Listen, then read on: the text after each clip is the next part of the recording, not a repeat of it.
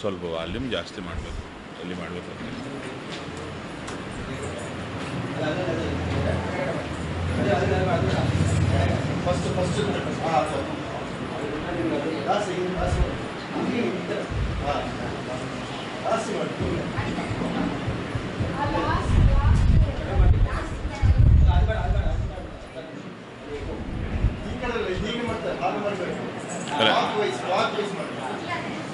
ನೀವೇ ಮಾಡಿಬಿಡಿ.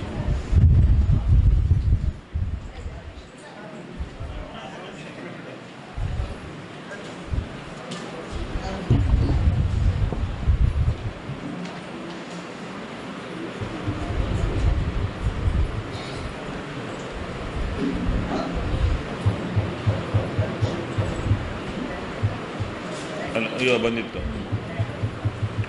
ಇವಾಗ ಹೋಯ್ತು.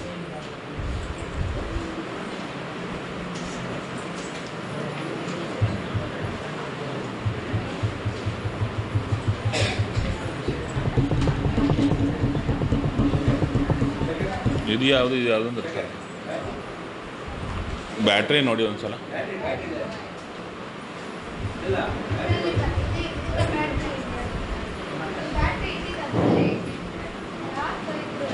ಒಂದು ನಿಮಿಷ.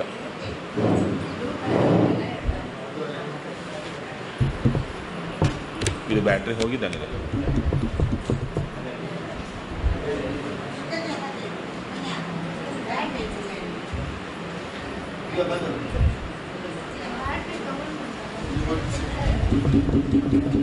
ಇದು ಒಂದ್ಸಲ ಬರುತ್ತೆ, ಇದು ಒಂದ್ಸಲ ಬರುತ್ತೆ.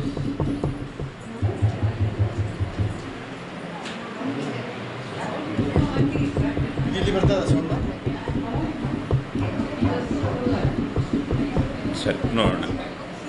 ಶ್ರೀ ಗುರುಭ್ಯೋ ನಮಃ. ಹರಿ ಓಂ.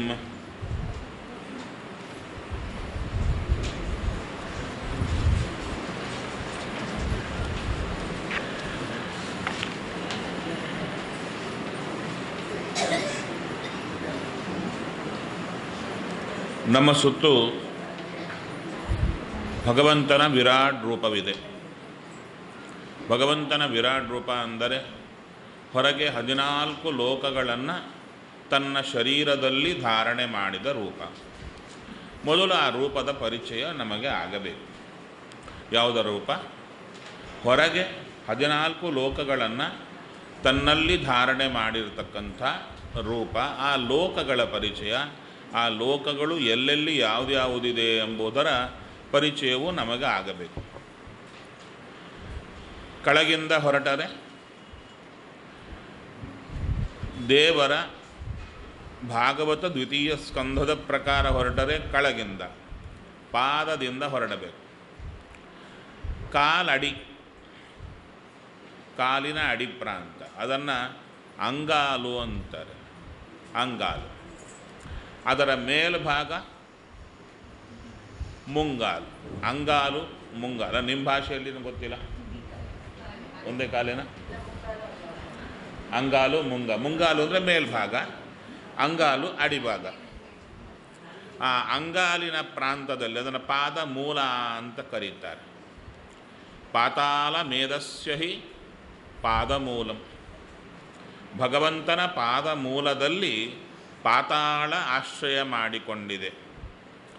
ನಂತರ ಅದರ ಮೇಲೆ ಮುಂಗಾಲಿನ ಪ್ರಾಂತ, ಹಿಮ್ಮಡಿ ಎಲ್ಲ ಸೇರಿಕೊಂಡು ನೀವು ಗೆಜ್ಜೆ ಹಾಕುವ ಪ್ರಾಂತ, ಅದನ್ನು ಮುಂಗಾಲು ಅಂತಾರೆ. ಅಲ್ಲಿ ಯಾವುದಿದೆ? ರಸಾತಳವಿದೆ. ಈ ಕ್ರಮ ನಮಗೆ ನೆನಪಿರಬೇಕು. ಯಾವುದಾದ ಮೇಲೆ ಯಾವುದು ಎಂಬುದರ ಕ್ರಮ ನೆನಪಿರಬೇಕು.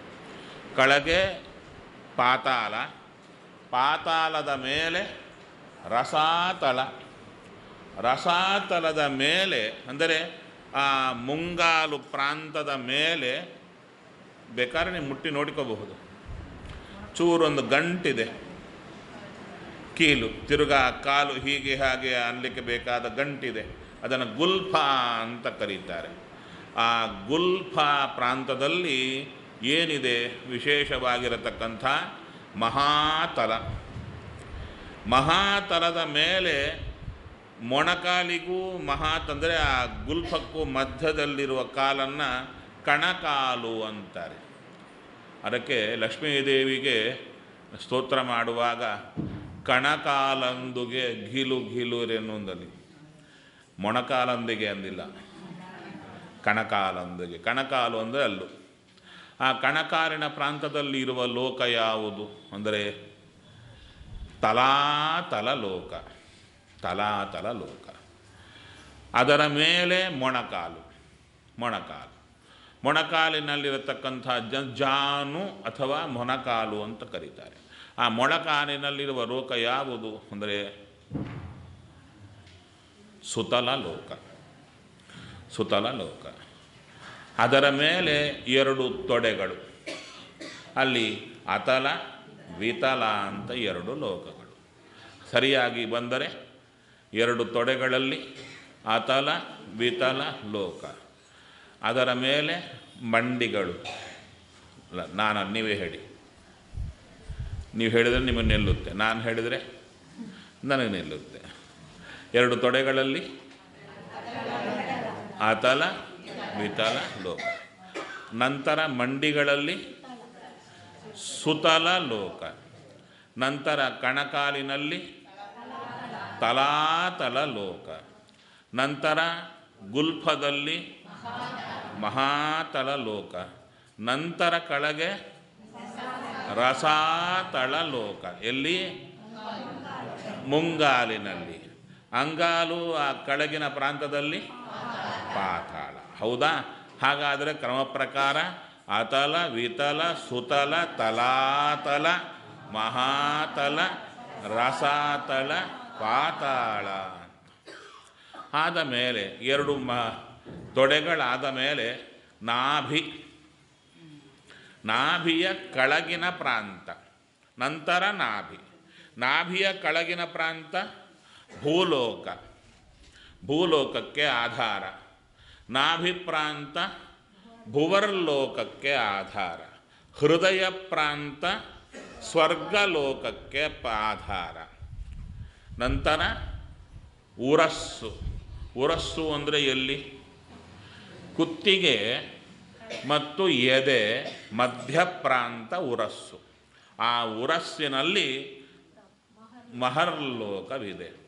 ನಂತರ ಈ ಕಂಠದ ಮೇಲೆ ಅಂದರೆ ಬಾಯಿ ಸರಿಯಾಗಿ ಒಳಗೆ ನೋಡಿದರೆ ವದನ. ವದನ ಅಂದರೆ ಕಿರುನಾಲಿಗೆ. ಈ ಕುತ್ತಿಗೆ ನೋಡಿ, ತಲೆ ಹೀಗಿದೆ. ತಲೆ ಸ್ಟ್ರೈಟ್ ಆಗಿದೆ, ಹೀಗಿದೆಯಾ? ಸ್ಲ್ಯಾಂಟ್ ಆಗಿದೆ. ನೋಡಿಕೊಳ್ಳಿ, ಈ ತಲೆ ಹೀಗೆ ಸ್ಲ್ಯಾಂಟ್ ಆಗಿದೆ. ಕುತ್ತಿಗೆ ಸ್ಟ್ರೈಟ್ ಆಗಿದೆ. ಹೇಗೆ ಈ ಕಬ್ಬನ್ನು ಸ್ಲ್ಯಾಂಟಾಗಿ ಕಟ್ ಮಾಡಿ ಅದರ ಮೇಲೆ ತಲೆ ಇಟ್ಟರೆ ಹೇಗೋ ಹಾಕೋತಿದೆ. ಈ ಕುತ್ತಿಗೆ ಮತ್ತು ಬಾಯಿಯಿಂದ ಒಳಗೆ ಕರೆಕ್ಟಾಗಿ ಕನೆಕ್ಟ್ ಆಗೋದು ಯಾವುದು? ಕಿರುನಾಲಿಗೆ. ವದನ ಅಂತಾರೆ. ಕಿರುನಾಲಿಗೆ ಕಂಠಪ್ರಾಂತ ವದನ ಸೇರುವ ಜಾಗ. ಅಲ್ಲಿ ಯಾವ ಲೋಕವಿದೆ? ಜನೋಲೋಕ. ನಂತರ ತಪೋರರಾಟಿಂ ವಿದುರಾದಿ ಪುಂಸಃ. ನಮ್ಮ ಹುಬ್ಬಿನ ಮಧ್ಯದಲ್ಲಿ ಇರತಕ್ಕಂಥದ್ದು ಅಂದರೆ ಫಾಲಭಾಗ. ಫಾಲಭಾಗದಲ್ಲಿ ಇರತಕ್ಕಂಥದ್ದು ಯಾವುದು? ತಪೋಲೋಕ. ಫಾಲ ಅಂದರೆ ಹಣೆ ಪ್ರಾಂತ. ನಂತರ ಸತ್ಯಂ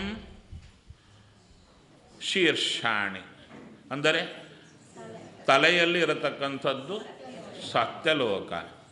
ತಲೆಯ ಮೇಲೆ ಬರುವಂಥದ್ದು ವೈಕುಂಠ.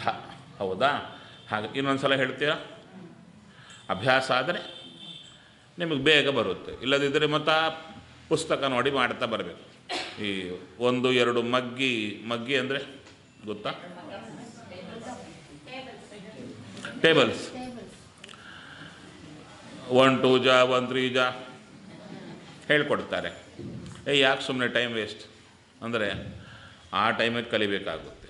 ಯಾವಾಗ ದೊಡ್ಡವರಾದ ಕಾಲಕ್ಕೆ ಯಾರೋ ಆ ಟೇಬಲ್ಸ್ ಎಲ್ಲ ಪಕ್ಕಕ್ಕೆ ಇಟ್ಕೊಂಡು ಅದು ನೋಡ್ಕೊಂಡು ಮಾಡಬೇಕಾಗುತ್ತೆ. ಬಾಯಿಗೆ ಬಂದರೆ ಅದರ ಉಪಯೋಗ ಆಗುತ್ತೆ. ಆ ಥರ ಇದನ್ನು ಚೆನ್ನಾಗಿ ಬಾಯಿಗೆ ಕಲಿತರೆ ಮುಂದೆ ನಮಗೆ ಚಿಂತನೆ ಮಾಡಲಿಕ್ಕೆ ಅಭ್ಯಾಸ ಬೇಗ ಆಗುತ್ತೆ. ಹಾಗಾದರೆ ಹೊಕ್ಕಳ ಕೆಳಗೆ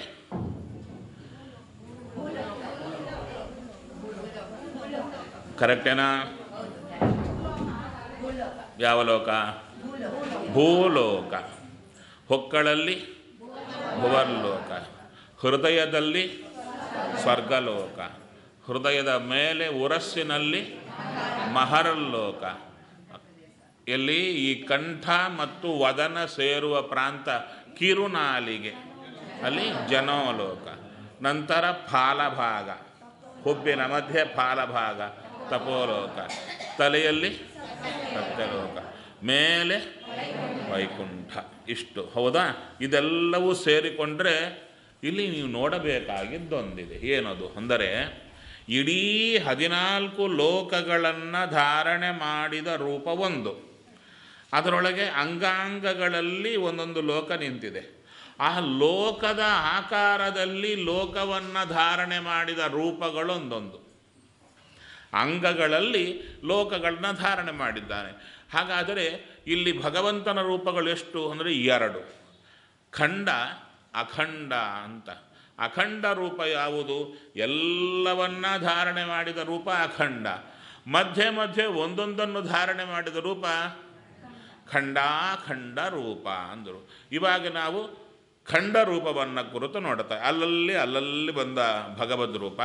ನಮ್ಮ ಶರೀರದಲ್ಲಿ 14 ಲೋಕಗಳು ಎಲ್ಲೆಲ್ಲಿ ಇವೆ ಎಂಬುದನ್ನು ನಾವು ನೋಡ್ತಾ ಇದ್ದೀವಿ. ಅಂದರೆ ನಮ್ಮ ಶರೀರದಲ್ಲಿ ಅಂದರೆ ಶಬ್ದಕ್ಕರ್ಥ ನಮ್ಮ ಶರೀರಕ್ಕೆ ಆಧಾರವಾಗಿ ನಿಂತ ಭಗವಂತನ ವಿರಾಟ್ ರೂಪ. ಆ ವಿರಾಟ್ ರೂಪ ಯಾವ ಯಾವ ಲೋಕಕ್ಕೆ ಆಧಾರವಾಗಿದೆ. ಇಲ್ಲಿರುವ ವಿರಾಟ್ ರೂಪ, ಅಲ್ಲಿರುವ ವಿರಾಟ್ ರೂಪ, ಲೋಕಗಳನ್ನು ಹೊತ್ತ ವಿರಾಟ್ ರೂಪ, ಹೊರಗಿನ ವಿರಾಟ್ ರೂಪ. ಹಾಗೆ ನಮ್ಮ ಸುತ್ತೂ ಇರುವ ವಿರಾಟ್ ರೂಪ, ಹೊರಗಿನ ವಿರಾಟ್ ರೂಪ ಯಾವ ಯಾವ ಲೋಕಗಳನ್ನು ಎಲ್ಲೆಲ್ಲಿ ಯಾವ ಯಾವ ಅವಯವದಲ್ಲಿ ಹೊತ್ತಿದೆಯೋ ನಮ್ಮ ಸುತ್ತೂ ಇರುವ ಈ ವಿರಾಟ್ ರೂಪವೂ ಕೂಡ ಸೂಕ್ಷ್ಮವಾಗಿ ಲೋಕಗಳನ್ನು ಹೊತ್ತಿದೆ, ಸೂಕ್ಷ್ಮವಾಗಿ ಇದೆ. ಅಲ್ಲಿ ಈ ಲೋಕಗಳನ್ನು ಹೊತ್ತಿರುವ ಈ ಜಾಗದಲ್ಲೇ ಅನೇಕ ಕಮಲಗಳು ಇವೆ.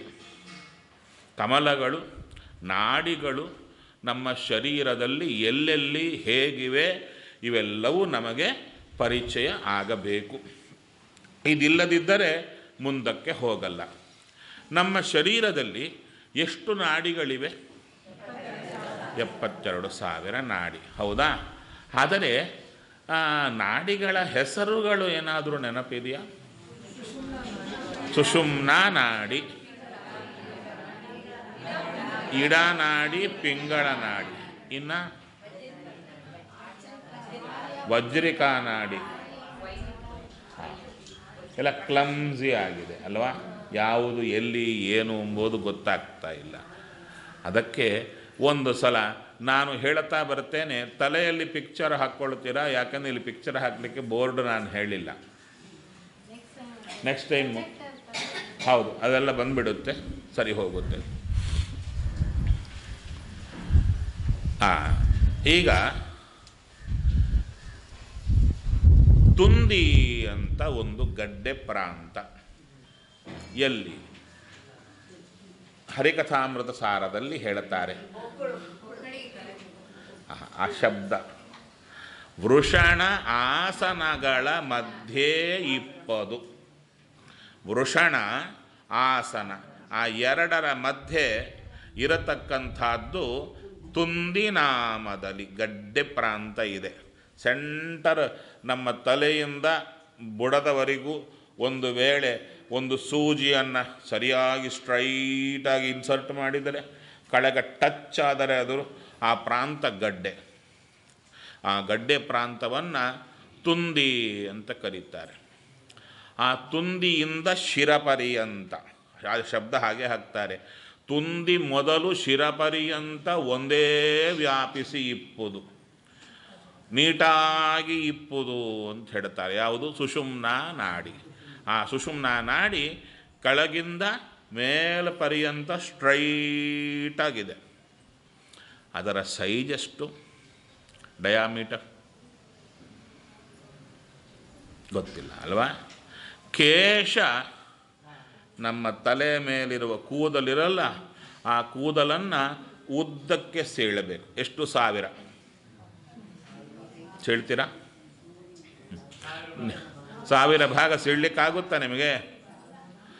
ಬೇಕಾದ್ರೆ ಸೀಳಿ ನೋಡಿಸಿ, ಆಗಲ್ಲ. ಹೌದು, ನಮ್ಮ ತಲೆಯ ಮೇಲಿರುವ ಕೂದಲು 1000 ಭಾಗ ಉದ್ದಕ್ಕೆ ಮಾಡಿದರೆ ಅದರಲ್ಲಿ ಒಂದನ್ನು ತೆಗೆದರೆ ಆ ಒಂದರ ತುದಿ ಎಷ್ಟೋ ಅಷ್ಟು ದಪ್ಪಕ್ಕಿರುತ್ತೆ. ಯಾವುದು? ಈ ಸುಷುಮ್ನಾ ನಾಡಿ. ಮತ್ತು ನಮ್ಮ ಡಾಕ್ಟರ್ ಸಿಗುತ್ತಾ? ಡಾಕ್ಟರ್ಸ್ಗೆ ಹೇಳಿದರೆ ನಮ್ಮಲ್ಲಿ 72,000 ನಾಡಿ ಇದೆ ಅಂದರೆ ನಾವು ಎಷ್ಟು ಸಲ ಆಪರೇಷನ್ ಮಾಡಿದರೂ ನಾಡಿಗಳು ಸಿಗಲ್ಲ ಅಂತಾರಲ್ವಾ?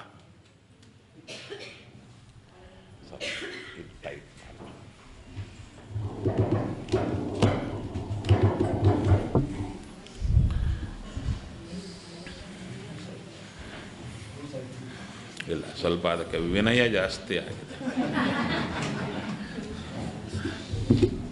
ಸಾಕು.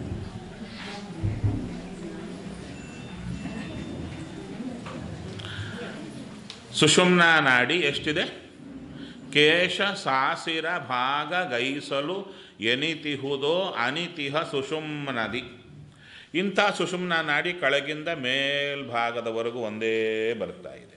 ಆ ಕೆಳಗಿಂದ ಅಂದರೆ ವೃಷಣ ಆಸನಗಳ ಮಧ್ಯದಿಂದ ಹೊರಟದ್ದು ಚೂರು ಇನ್ನು ನಾಭಿಯ ಕೆಳಗೇನೆ ಚೂರು ಮೇಲಕ್ಕೆ ಬಂದರೆ ಆ ಮೇಲ್ ಬಂದ ಪ್ರಾಂತಕ್ಕೆ 4 ಒಡೆಯಿತು ಕವಲು. ಒಂದು ಪೈಪು ಸೆಂಟರಲ್ಲಿ ಒಂದು, ಅದಕ್ಕೆ 4 ತೂತು ಮಾಡಿ 4 ಕಡೆ ಪೈಪ್ ಬೆಲ್ಡಿಂಗ್ ಮಾಡಿದರೆ ಹಿಡ್ಕೊಂಡ್ರೆ ಹೇಗಿರುತ್ತೋ ಹಾಗೆ 4 ಕಡೆ ಶಾಖೆಗಳು ಬಂತು. ಮಧ್ಯೆ ಒಂದು ಶಾಖೆ 5 ಕವಲೊಡೆಯಿತು. ಕೆಳಗಿಂದ ಬರತಕ್ಕಂಥ ಒಂದು ಕಾಂಡ 5 ಕವಲೊಡೆಯಿತು. ಅದರಲ್ಲಿ ಯಾವುದರ ಹೆಸರು ಯಾವುದು ಅಂತ ಹೇಳ್ತಾರೆ. ಅದರಲ್ಲಿ ಹಿಂಭಾಗ, ಮುಂಭಾಗ, ಬಲಭಾಗ, ಎಡಭಾಗ. ಏನು ಹಿಂಭಾಗ ಅಂದರೆ ಈ ಮಧ್ಯೆ ಇರುವಂಥ ಈ ನಾಡಿ 5 ಸೀಳಿತಲ್ಲ, 4 ಸುತ್ತು ಮಧ್ಯೆ ಒಂದು, ಆ ಮಧ್ಯದ್ದಕ್ಕೆ ಹಿಂಭಾಗ ಅಂದರೆ ನಮ್ಮ ಬೆನ್ನು, ಮುಂಭಾಗ ಅಂದರೆ ನಮ್ಮ ಮುಂಭಾಗ, ಬಲಭಾಗ ನಮ್ಮದೇ, ಎಡಭಾಗ ಹೀಗೆ. ಹಾಗಾದರೆ ಮಧ್ಯೆ ಇರುವ ಸುಷುಮ್ನಾ ನಾಡಿಯ ಮುಂಭಾಗದಲ್ಲಿರುವ ನಾಡಿ, ಹಿಂಭಾಗದಲ್ಲಿರುವ ನಾಡಿ, ಬಲಭಾಗದಲ್ಲಿರುವ ನಾಡಿ, ಎಡಭಾಗದಲ್ಲಿರುವ ನಾಡಿ, ಮಧ್ಯೆ ಇರುವ ನಾಡಿ ಹೆಸರೇನು? ಮಧ್ಯೆ ಇರುವ ನಾಡಿ ಹೆಸರು ಬ್ರಹ್ಮನಾಡಿ. ಕೆಳಗಿನ ನಾಡಿ ಒಂದು, ಅದು 5 ಕವಲೊಡೆದ ಮೇಲೆ ಮಧ್ಯ ಹಾಗೇ ಹೋಗ್ತಾ ಇದೆ. ಅಂದರೆ ಇಲ್ಲಿ ನೀವು ನೋಡ್ಬೋದು, ಕೆಳಗಿನದ್ದು ಕೂದಲಿನ 1000 ಭಾಗ ಡಯಾಮೀಟರ್ ಆದರೆ ಅದರಿಂದ 5 ಕವಲೊಡೆದರೆ ಎಷ್ಟಿರಬೇಕು? ಈ 5 ಬ್ರಾಂಚಸ್ ಡಿವೈಡೆಡ್ ಬೈ 5, ಹೌದಾ? ಅಷ್ಟು ತೆಳ್ಳಗಿದೆ. ಇಂಥ ಈ 5ರಲ್ಲಿ ಹಿಂಭಾಗದ ನಾಡಿ, ಸೆಂಟರಲ್ಲಿ ಒಂದು, ಅದರ ಹಿಂಭಾಗದಲ್ಲಿ ಹೀಗೆ 2, ಹೀಗೆ 2, ಹೀಗೆ 2, ಹೀಗೆ 2, ಮಧ್ಯದಲ್ಲಿ ಒಂದು ನಾಡಿ. ಅದರಲ್ಲಿ ಹಿಂಭಾಗದ ನಾಡಿ ಏನಿದೆ ನಮ್ಮ ಬೆನ್ನಿನ ಕಡೆಗೆ ಬರೋದು, ಮಧ್ಯದಿಂದ ಬೆನ್ನಿನ ಕಡೆಗೆ ಬರೋದು. ಆ ನಾಡಿ ಹೆಸರು ವಜ್ರಿಕಾ. ಹಿಂಭಾಗದ ನಾಡಿಯ ಹೆಸರು ವಜ್ರಿಕಾ.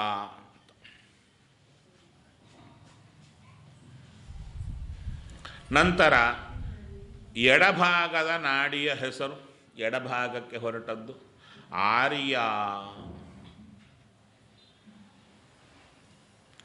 ಆರ್ಯ ಬರೆದ್ರ. ಮುಂಭಾಗದ ನಾಡಿ ಹೆಸರು ಪ್ರಕಾಶಿನಿ.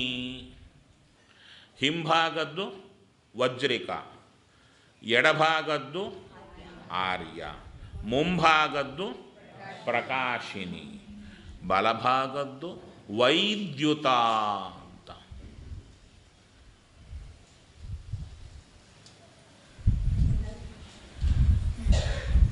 ಮೊದಲಿನಲ್ಲಿ ಬರ್ಕೊಳ್ಳಬೇಕು, ಬರೀ ತಲೆಯಲ್ಲಿ ಬರ್ಕೊಂಡ್ರೆ ಸಾಲದು. ಯಾಕಂದರೆ ನಮ್ಮ ತಲೆ ತುಂಬ ಇರುತ್ತಲ್ವ, ಸಂಸಾರದ್ದೇ ಹೊತ್ತುಕೊಂಡು ಬಂದಿರುತ್ತೆ. ಸದ್ಯಕ್ಕೆ ಹೊರಗಿಟ್ಟಿದ್ರು ಇಲ್ಲಿಂದ ಹೊರಗೆ ಹೋದ ಕೂಡಲೇ ಅದು ತೂರುತ್ತೆ, ತೂರಿದ ಕೂಡಲೇ ಇವೆಲ್ಲ ಹೋಗಿಬಿಡುತ್ತೆ. ಚಿಕ್ಕದ್ದು ಇಟ್ಟುಕೊಂಡು ಬರ್ಕೊಂಡ್ರೆ ಬಹಳ ಒಳ್ಳೆಯದು. ಆದರೆ ಹಾಗಾದರೆ ಯಾವ್ಯಾವ ನಾಡಿ? ಮಧ್ಯ ನಾಡಿ ಹೆಸರು ಬ್ರಹ್ಮನಾಡಿ. ಆ ಬ್ರಹ್ಮನಾಡಿಯ ಹಿಂಭಾಗದ ನಾಡಿಯ ಹೆಸರು ವಜ್ರಿಕ. ಆ ನಾಡಿ ಪಕ್ಕದಲ್ಲಿರುವ ಎಡಭಾಗದ ನಾಡಿ ಹೆಸರು ಆರ್ಯ.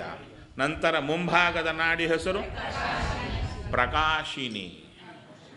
ನಂತರ ಬಲಭಾಗದ ನಾಡಿ ವಜ್ರಿಕ, ಆರ್ಯ, ಪ್ರಕಾಶಿನಿ, ವೈದ್ಯುತ. ಹೌದಾ? ಈ ನಾಡಿಗಳಿಗೆ ಬಣ್ಣಗಳಿವೆ. ನಾಡಿಗಳಿಗೆ ಬಣ್ಣಗಳಿವೆ. ಇದನ್ನು ನನ್ನ ಮಾತಲ್ಲ, ವ್ಯಾಸರಾಜರು ಹೇಳಿಕೊಡುವ ಧ್ಯಾನ ಪ್ರಕರಣ. ವ್ಯಾಸರಾಜರು ಹೇಳಿಕೊಡುವ ಧ್ಯಾನ ಪ್ರಕರಣದ ಅದರಲ್ಲಿ ವ್ಯಾಸರಾಜರು ಮಾತನ್ನು ಹೇಳುತ್ತಾರೆ. ಈ ನಾಡಿಗಳು ಇವೆ ಅಂತ ಚಿಂತನೆ ಮಾಡಿ ಅದು ಒಂದು ಕಲ್ಪನೆ ಮಾಡಿಕೊಳ್ಳಿ. ಹೇಗೆ ಒಂದು ಪ್ರತಿಮೆ, ಆ ಪ್ರತಿಮೆಯನ್ನಿಟ್ಟುಕೊಂಡು ಪ್ರತಿಮೆ ಒಳಗೆ ಅದೇ ಆಕಾರದ ದೇವರನ್ನು ಚಿಂತನೆ ಮಾಡತಾ ಬಂದರೆ ಏನು ಅಂತ, ಸ್ವಾಮಿ ಇದ್ದಾನೆ, ಇದೇ ಆಕಾರದಲ್ಲಿದ್ದಾನೆ, ಇಲ್ಲೇ ಇದ್ದಾನೆ ಅಂತ ಚಿಂತನೆ ಮಾಡುತ್ತಾ ಬಂದರೆ ಪ್ರತಿಮೆಯನ್ನು ಸರಿಸಿ ದೇವರು ಅದೇ ಆಕಾರದಲ್ಲಿ ದರ್ಶನ ಕೊಡುತ್ತಾನೆ. ಹೌದು? ಅದೇ ಥರ ಈ ನಾಡಿಗಳು, ಈ ಪ್ರತಿಮೆ ಎರಡು ರೀತಿ. ಪ್ರತಿಮೆ ಎರಡು ರೀತಿ. ಹೊರಗಿರುವ ಪ್ರತಿಮೆ, ಒಳಗಿರುವ ಪ್ರತಿಮೆ. ಈಗ ನೀವು ಶ್ರೀನಿವಾಸನ ನೋಡಿದ್ದೀರಾ? ಶ್ರೀನಿವಾಸನ ನೋಡಿದ್ದೀರಾ? ನನಗಂತೂ ಕಾಣಿಸಿಲ್ಲ. ತಿರುಪತಿಯಲ್ಲಿ ಶ್ರೀನಿವಾಸನ ನೋಡ್ತೀರಾ? ಶ್ರೀನಿವಾಸನ ಮೂರ್ತಿಯನ್ನು ನೋಡಿದ್ದೀರಾ? ಹೌದಾ? ಶ್ರೀನಿವಾಸ ಕಾಣಿಸಲ್ಲ. ಶ್ರೀನಿವಾಸನ ಮೂರ್ತಿಯನ್ನು ನೋಡಿದ್ದು. ಅದಕ್ಕೆ ದಾಸರು ಹೇಳುತ್ತಾರೆ, ಶಬ್ದ ಕರೆಕ್ಟಾಗಿ ಬಳಸ್ತಾರೆ. ಶ್ರೀನಿವಾಸನ ಮೂರ್ತಿ ಮನದಲ್ಲಿ ನೆಲೆಗೊಳಿಸಿ ಅಂದರು. ಅಲ್ಲಿ ಹೋದವು, ಶ್ರೀನಿವಾಸನ ಮೂರ್ತಿ ಕಾಣಿಸುತ್ತೆ. ಚೆನ್ನಾಗಿ ನೋಡಿದವು ಗಂಟೆ. ನೀವು ಸ್ವಾಮಿಗಳ ಹಿಂದೆ ಹೋದರೋ, ನೀವೇ VIP ಆಗಿ ಹೋದರೋ ಏನೋ ಗೊತ್ತಿಲ್ಲ, ಒಟ್ಟಾರೆ ನಿಮ್ಮನ್ನು ದೇವರ ಮುಂದೆ ನಿಲ್ಲಿಸಿದರು. ಕಣ್ಣು ತುಂಬ ನೋಡಿದ್ದೀರಿ, ಪ್ರಿಂಟ್ ಮಾಡಿಕೊಂಡ್ರಿ. ಒಂದು ನಾವು ಮಾಡ್ತೀವಿ, ಅಲ್ಲಿ ಹೋದ ಕೂಡಲೇ ಕಣ್ಣು ತೆಗೆದು ನೋಡಲ್ಲ, ಕಣ್ಣು ಮುಚ್ಚಿ ಇರೋದೇ ಸ್ವಲ್ಪ ಹೊತ್ತು, ಅದರೊಳಗೆ ಕಣ್ಣು ಮುಚ್ಚಿ ಮತ್ತು ನೋಡೋದೇನು. ಅದಕ್ಕೆ ಕಣ್ಣು ತುಂಬ ನೋಡಿ ಹೊರಗೆ ಬಂದ ಮೇಲೆ ಕಣ್ಣು ಮುಚ್ಚಿ, ಆ ಕಣ್ಣು ತುಂಬ ನೋಡಿ ಹೃದಯದಲ್ಲಿ ತುಂಬಿಕೊಂಡವು. ಹೊರಗೆ ಬಂದವು, ಕಣ್ಣು ಮುಚ್ಚಿದವು, ಅದೇ ರೂಪ ಬರ್ತಾ ಇದೆ. ಕೂಡಲೇ ನಾವೇನು ಮಾಡ್ತೀವಿ? ನಮಸ್ಕಾರ ಮಾಡ್ತೀವಿ. ಏನು ಅಂತ? ಶ್ರೀನಿವಾಸ. ಹೊರಗೂ ತಪ್ಪು, ಒಳಗೂ ತಪ್ಪು. ಏನು? ಹೊರಗೂ ಪ್ರತಿಮೆಗೆ ಶ್ರೀನಿವಾಸ ಅಂತ, ಒಳಗೆ ನಾವು ಕಣ್ಣು ಮುಚ್ಚಿದರೆ ಬಂದದ್ದು ಶ್ರೀನಿವಾಸನಲ್ಲ. ಏನದು ಅಲ್ಲ, ಏನು? ವಾಸನ ಅಂತಾರೆ. ಈಗ ಈ ಕೆಮರಾ ಇರುತ್ತೆ, ಕೆಮರಾ ಶಟ್ಟರ್ ಓಪನ್ ಆದ ಕೂಡಲೇ ಹೊರಗಿನ ಒಂದು ಯಾವುದು ಪದಾರ್ಥ ಇರುತ್ತೆ ಅದರ ಪ್ರಿಂಟು ಇದರ ಮೇಲೆ ಬೀಳುತ್ತೆ. ಎಲ್ಲಿ? ಫಿಲ್ಮ್ ಮೇಲೆ ಬೀಳುತ್ತೆ ಪ್ರಿಂಟ್. ಹೌದಾ? ಹಾಗೆ ಮನಸ್ಸೆಂಬುದು ಒಂದು ಫಿಲ್ಮ್. ಅದರ ಮೇಲೆ ನಾವು ಯಾವುದನ್ನು ನೋಡ್ತೀವೋ ಅದರ ಇಂಪ್ರಿಂಟ್ ಆಗುತ್ತೆ. ಅದನ್ನು ವಾಸನ ಅಂತ ಕರೀತಾರೆ. ಅದನ್ನು ವಾಸನ. ನೋಡಿದ ಕೂಡಲೇ, ನೋಡಿದ ಅನುಭವದಿಂದ ಹುಟ್ಟಿದ್ದು ವಾಸನ. ಆ ವಾಸನೆಯಿಂದ ತಯಾರಾದ ಪ್ರತಿಮೆ ನಮ್ಮ ಮನಸ್ಸಲ್ಲಿ ಬರುತ್ತೆ, ಇನ್ಸ್ಟ್ಯಾಂಟ್. ಅದನ್ನು ಪ್ರತಿಮಾ ಅಂತಾರೆ. ಅದು ದೇವರಲ್ಲ, ಅದರೊಳಗೆ ದೇವರನ್ನು ಚಿಂತನೆ ಮಾಡಬೇಕು. ಎದುರಿಗೂ ಪ್ರತಿಮಾದೊಳಗೆ ದೇವರು. ಆ ಪ್ರತಿಮೆಯನ್ನು ನೋಡಿದಾಗ ಇನ್ನೊಂದು ಪ್ರತಿಮಾ ನಮ್ಮ ಮನಸ್ಸಲ್ಲಿ ಮೂಡುತ್ತೆ. ಹೊರಗಿರೋದು ಜಡ ಪ್ರತಿಮಾ. ಆ ಜಡ ಪ್ರತಿಮೆಯನ್ನು ನೋಡಿದಾಗ ಅನುಭವದಿಂದ ಸಂಸ್ಕಾರ ಹುಟ್ಟುತ್ತೆ. ಆ ಸಂಸ್ಕಾರವನ್ನು ವಾಸನ ಅಂತ ಕರೀತಾರೆ. ಅರ್ಥ ಆಗ್ತಾ ಇದೆಯಾ? ಅಲ್ಲ, ಊಟದ ಪ್ರಭಾವ ಇದೆಯಾ ಇಲ್ವಾ ಅಂತ. ಊಟದ ಪ್ರಭಾವ ಹೋಯ್ತಾ ನಿಮ್ಮ ಮೇಲೆ? ಪಾಪ ಕಣ್ಣೇನಾದರೂ ಸ್ವಲ್ಪ ಸ್ಟ್ರೈನ್ ಆಗ್ತಾ ಇದೆಯಾ? ರೆಸ್ಟ್ ಬೇಕಾ? ಇಲ್ವಾ? ಕೇಳಿದ ಅರ್ಥ ಆಗ್ತಾ ಇದೆಯಾ? ತಲೆಗೆ ಹೋಗ್ತಾ ಇದೆಯಾ? ಯಾಕಂದರೆ ಮಧ್ಯಾಹ್ನ ಸ್ವಲ್ಪ ಕಷ್ಟ ಹೋಗೋದು, ಟೈಟಾಗಿ ಹೋಗುತ್ತೆ ಕ್ಲಾಸ್ ಅಂತಿದ್ದಾಗ. ಅಲ್ಲಿ ಕೂಡ ಅಷ್ಟೇ ಅಲ್ವಾ? ಮಾಮೂಲು ಜೂನಿಯರ್ ಕಾಲೇಜು, ಸೀನಿಯರ್ ಕಾಲೇಜು ಅಲ್ಲೂ ಕೂಡ ಅಷ್ಟೇ. ಮಧ್ಯಾಹ್ನ ಕ್ಲಾಸು ಸ್ವಲ್ಪ ಟೈಟಾಗಿ ಹೋಗುತ್ತೆ, ಬೆಳಗ್ಗೆ ಸ್ವಲ್ಪ ಫ್ರೆಶ್ ಆಗಿರುತ್ತೆ. ಸರಿಯಪ್ಪ, ನೀವಂತೂ ಸದ್ಯಕ್ಕೆ ಫ್ರೆಶ್ ಆಗಿದ್ದೀರಿ ಅಂತ ನಾನು ಅನುಸಂಧಾನ ಮಾಡಿಕೊಳ್ತಾ ಇದ್ದೀನಿ. ಸರಿಯಪ್ಪ, ಆಯಿತು. ನಿಮಗೂ ಸ್ವಲ್ಪ ಇಲ್ಲಿ ರೆಸ್ಟ್ ತಗೊಳ್ಳಿಕ್ಕೆ ಏನಾದರೂ ವ್ಯವಸ್ಥೆ ಮಾಡಿ ಚೆನ್ನಾಗಿರ್ತಾ ಇದ್ದೇನೆ. ಎಲ್ಲರಿಗೂ ಪಾಠ ಇಟ್ಕೊಂಡಿದ್ರಾ? ಹೌದಾ ಹೌದಾ ಹೌದಾ ಸರಿ ಸರಿ ಸರಿ ಸರಿ. ಅಲ್ಲ ಅದರಿಂದ ಸ್ಟ್ರೈನ್ ಆಗಿರುತ್ತೇನೋ ಅಂತ ಅಂದುಕೊಂಡು ಆಗಿಲ್ಲ. ಸರಿ. ಹಾಗಾದರೆ ಒಂದು ಮೂರ್ತಿಯನ್ನು ನೋಡಿದಾಗ ನಮ್ಮ ಮನಸ್ಸಲ್ಲಿ ಒಂದು ಮೂರ್ತಿ ಮೂಡುತ್ತೆ. ಆ ಮೂರ್ತಿಯೇ ದೇವರಲ್ಲ. ಆ ದೇವರಲ್ಲದೇ ಇರುವಂಥ ಮೂರ್ತಿ ಒಳಗೆ ದೇವರನ್ನು ಚಿಂತನೆ ಮಾಡುತ್ತಾ ಬಂದಾಗ ಭಗವಂತ ಏನು ಮಾಡುತ್ತಾನೆ?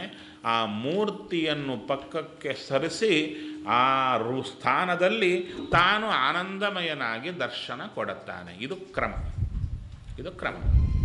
ಈ ನಾಡಿಗಳು ನಮಗೆ ಗೊತ್ತಿಲ್ಲ, ನಾವು ಕಂಡಿಲ್ಲ, ಟಾರ್ಚಿಗೆ ಕಾಣಿಸಲ್ಲ, ನೋಡಲಿಕ್ಕೂ ಆಗಲ್ಲ. ಅದಕ್ಕಂದರೂ ಕಣ್ಣು ಮುಚ್ಚಿದಾಗ ಒಳಗಣ್ಣು ತೆಗೆಯುತ್ತೆ. ಹೊರಗಣ್ಣು ಮುಚ್ಚಿದಾಗ ಒಳಗಣ್ಣು ತೆಗೆಯುತ್ತೆ. ಒಳಗಣ್ಣು ಅಂದರೆ ಸುಮ್ಮನೆ ದೊಡ್ಡ ದೊಡ್ಡ ಶಬ್ದಗಳು ಬೇಡ, ಅದು ನಮಗೆ ಜಿಮ್ಮಿಕ್ ಥರ ಕಾಣುತ್ತಷ್ಟೇ ಹೊರತು ಅನುಭವಕ್ಕೆ ಎಟಕಲ್ಲ. ಈಗ ಎದುರಿಗೆ ದೇವರನ್ನ ನೋಡಿದ್ರಿ, ಮೂರ್ತಿ ಒಳಗೊಂದು ಮೂರ್ತಿ ಮೂಡಿತ್ತು. ಕಣ್ಣು ಮುಚ್ಚಿದ ಕೂಡಲೇ ಇನ್ನೊಂದು ಮೂರ್ತಿ ಮೂಡಿತ್ತು. ಆ ಮೂರ್ತಿ ನಿಮಗೆ ಕಾಣುತ್ತಾ ಇಲ್ಲ ಮನಸ್ಸಿನಲ್ಲಿ? ಮತ್ತು ಈ ಕಣ್ಣಿಂದ ನೋಡ್ತಾ ಇದ್ದೀರಾ? ಇನ್ಯಾವ ಕಣ್ಣಿಂದ? ಈಗ ಅರ್ಥ ಆಯ್ತಲ್ಲ, ಅದು ಒಳಗಣ್ಣು ಅಂದರೆ ಅಷ್ಟೇ. ಒಳಗಿರುವ ಮೂರ್ತಿ ನಿಮಗೆ ಯಾವುದರ ಮೂಲಕ ಕಾಣುತ್ತಾ ಇದೆಯೋ ಅದು ಒಳಗಣ್ಣು. ಯಾವುದದು? ಮನಸ್ಸು. ಮನಸ್ಸೇ ಒಳಗಿನ ಕಣ್ಣು. ಮನಸ್ಸಿನ ಮೂಲಕ ಮನಸ್ಸಿನಲ್ಲಿ ಮೂಡಿದ ಆಕಾರವನ್ನು ಮನಸ್ಸಿನ ಮೂಲಕವೇ ನೋಡಿದ್ದೀರಿ, ಹೌದಾ? ಹಾಗೆ ಈಗ ಪ್ರತಿಮೆ ತೆಗೆಯೋಣ. ಆ ಸ್ಥಾನದಲ್ಲಿ ನಾಡಿಗಳನ್ನು ಇಡೋಣ. ಮಧ್ಯೆ ಒಂದು ನಾಡಿ, ಕೆಂಪಾದ ನಾಡಿ, ಮಧ್ಯೆ ಕೆಂಪಾದ ನಾಡಿ. ಯಾವುದು? ಬ್ರಹ್ಮನಾಡಿ, ಕೆಂಪಾದದ್ದು. ಅದರ ಹಿಂಭಾಗದಲ್ಲಿ ವಜ್ರಿಕಾ ನಾಡಿ, ಅದು ಹಳದಿ ಬಣ್ಣದ್ದು. ವಜ್ರಿಕಾ ನಾಡಿ ಹಳದಿ ಬಣ್ಣದ್ದು. ಎಲ್ಲೋ ಪೀತ ಹಳದಿ ಬಣ್ಣ. ನಂತರ ಬಲಭಾಗದ ನಾಡಿ ಪಿಂಗಳ ವರ್ಣ. ಬಲಭಾಗದ ನಾಡಿ ಯಾವುದು? ವೈದ್ಯುತ. ವೈದ್ಯುತ.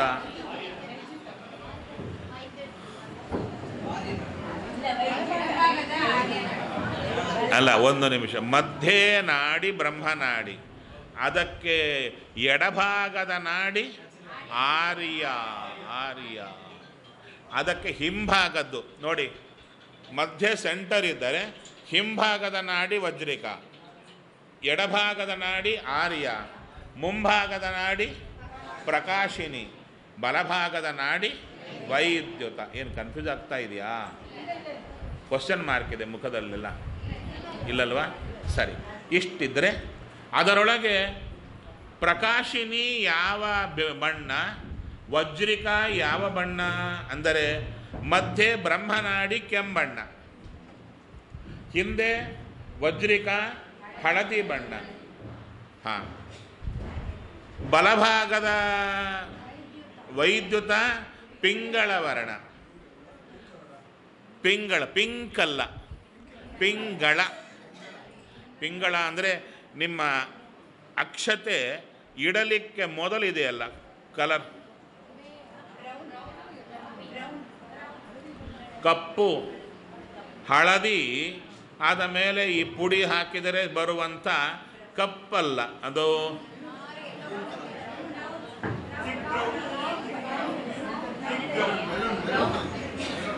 ನಿಮ್ಮ ಆಂಗ್ಲದ ಶಬ್ದ ನಂಗೆ ಗೊತ್ತಿಲ್ಲ, ಅದು ಪಿಂಗಳ. ಬೇಕಾದರೆ ನಾಳೆ ಮತ್ತು ಊಟಕ್ಕೆ ಕೊಡ್ತೀರಲ್ಲ, ಆ ಅಕ್ಷತೆ ಬಟ್ಲಿರುತ್ತೆ, ಆ ಅಕ್ಷತೆ ನೋಡಿಕೊಳ್ಳಿ. ಮನೆಯಲ್ಲಿ ಅಕ್ಷತೆ ಇರುತ್ತಲ್ಲ ಅದು, ಯಾಕಂದರೆ ಆಂಗ್ಲದಲ್ಲಿ ನಾನಾ ಕಲರ್ ಹೆಸರುಗಳು ಇಡ್ತಾರೆ.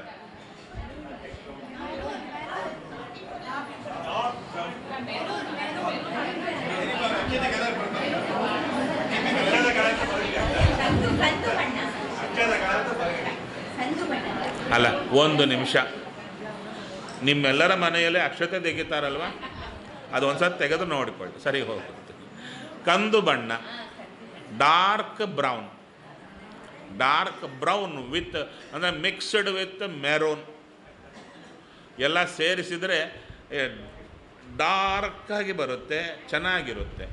ಬೇಕಾದ್ರೆ ನಾಳೆ ಒಂದು ಸಾರಿ ನೋಡ್ರಪ್ಪ, ಅಕ್ಷತೆ ಇಟ್ಕೊಳ್ಳಿಕ್ಕೆ ಮೊದಲು ಎಲ್ಲ ಹೆಣ್ಮಕ್ಕಳಿಗೆ ಸಪ್ಲೈ ಮಾಡಿ, ಅಂದರೆ ಇಟ್ಕೊಳ್ಳಿಕ್ಕಲ್ಲ, ನೋಡಲಿಕ್ಕೆ ಹೇಗಿರುತ್ತೆ ಅಂತ ಬಣ್ಣ ನೋಡಿದರೆ ಗೊತ್ತಾಗುತ್ತೆ. ಆ ರೀತಿಯಾಗಿರತಕ್ಕಂಥದ್ದು ಯಾವುದು? ವೈದ್ಯುತ ನಾಡಿ. ಎಷ್ಟು ನಾಡಿಗಳು ಹೇಳಿದಿವಾಗ? 4.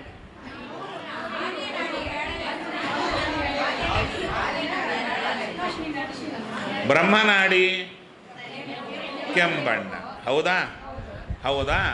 ಆ ಯಾವುದು? ವಜ್ರಿಕ ಹಳದಿ ಬಣ್ಣ, ಆದಮೇಲೆ ವೈದ್ಯುತ, ಮುಂದೆ ಮುಂಭಾಗದ ಯಾವುದು? ಪ್ರಕಾಶಿನಿ. ಪ್ರಕಾಶಿನಿ ಬಿಳಿ ಬಣ್ಣದ ನಾಡಿ, ಶ್ವೇತ ಬಿಳಿ ಬಣ್ಣದ ನಾಡಿ.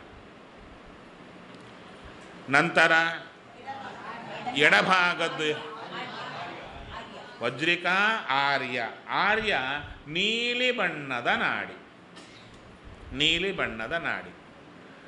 ಈಗ ಇಲ್ಲೊಂದು ಕ್ರಮ ಇಟ್ಟುಕೊಳ್ಳೋಣ, ನಮ್ದಲ್ಲ, ಶಾಸ್ತ್ರ ಪ್ರಕಾರ ಬಂದ ಕ್ರಮ. ಎಲ್ಲಿಂದ ಲೆಕ್ಕ ಮಾಡಬೇಕು? ವಜ್ರಿಕಾ ಅಂದರೆ ಹಿಂಭಾಗದಿಂದ ರೌಂಡ್, ಹಿಂಭಾಗ, ಎಡಭಾಗ, ಮುಂಭಾಗ, ಬಲಭಾಗ, ಮಧ್ಯಭಾಗ. ವಜ್ರಿಕಾ, ಆರ್ಯ, ಪ್ರಕಾಶಿನಿ, ವೈದ್ಯುತ, ಬ್ರಹ್ಮ ಅಂತ ನಾಡಿಗಳು. ಅದರಲ್ಲಿ ವಜ್ರಿಕಾ ಹಳದಿ ಬಣ್ಣ, ಹೌದಾ? ಆರ್ಯ ನೀಲಿ ಬಣ್ಣ, ಜೆಟ್ ಬ್ಲೂ, ಡಾರ್ಕ್ ಬ್ಲೂ, ನೀಲಿ ಬಣ್ಣ. ಮುಂಭಾಗದ್ದು ಶ್ವೇತ, ಹೌದಾ? ವೈಟ್ ಅಂದರೆ ಎಂಥದ್ದು? ಪ್ಯೂರ್ ವೈಟ್, ಮಿಲ್ಕ್ ವೈಟ್ ಅಂತ ಹೇಳ್ತೀರಲ್ಲ ಅಂಥದ್ದು. ನಂತರ ವೈದ್ಯುತ ಪಿಂಗಳ ವರ್ಣ. ಅಲ್ಲಿ ಯಾವ ಯಾವ ಭಗವದ್ ರೂಪಗಳಿರುತ್ತೆ ಅಂದರೆ ಮಧ್ಯದಲ್ಲಿ ನಾರಾಯಣ ರೂಪ,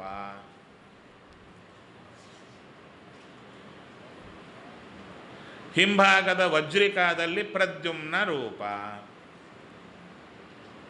ಹಿಂಭಾಗದ ವಜ್ರಿಕಾದಲ್ಲಿ ಹಳದಿ ಬಣ್ಣದ ಪ್ರದ್ಯುಮ್ನನಿರ್ತಾನೆ. ನಾಡಿಯೂ ಹಳದಿ ಬಣ್ಣದಲ್ಲೇ ಇರುತ್ತೆ.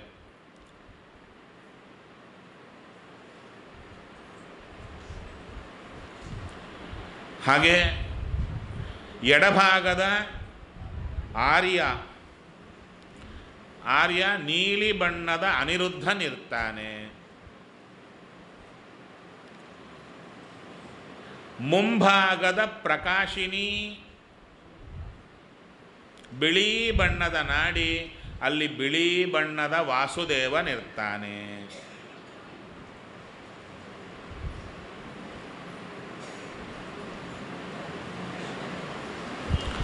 ವೈದ್ಯುತ ಪಿಂಗಳ ವರ್ಣದ ನಾಡಿ, ಅಲ್ಲಿ ಪಿಂಗಳ ವರ್ಣದ ಸಂಕರ್ಷಣನಿರ್ತಾನೆ.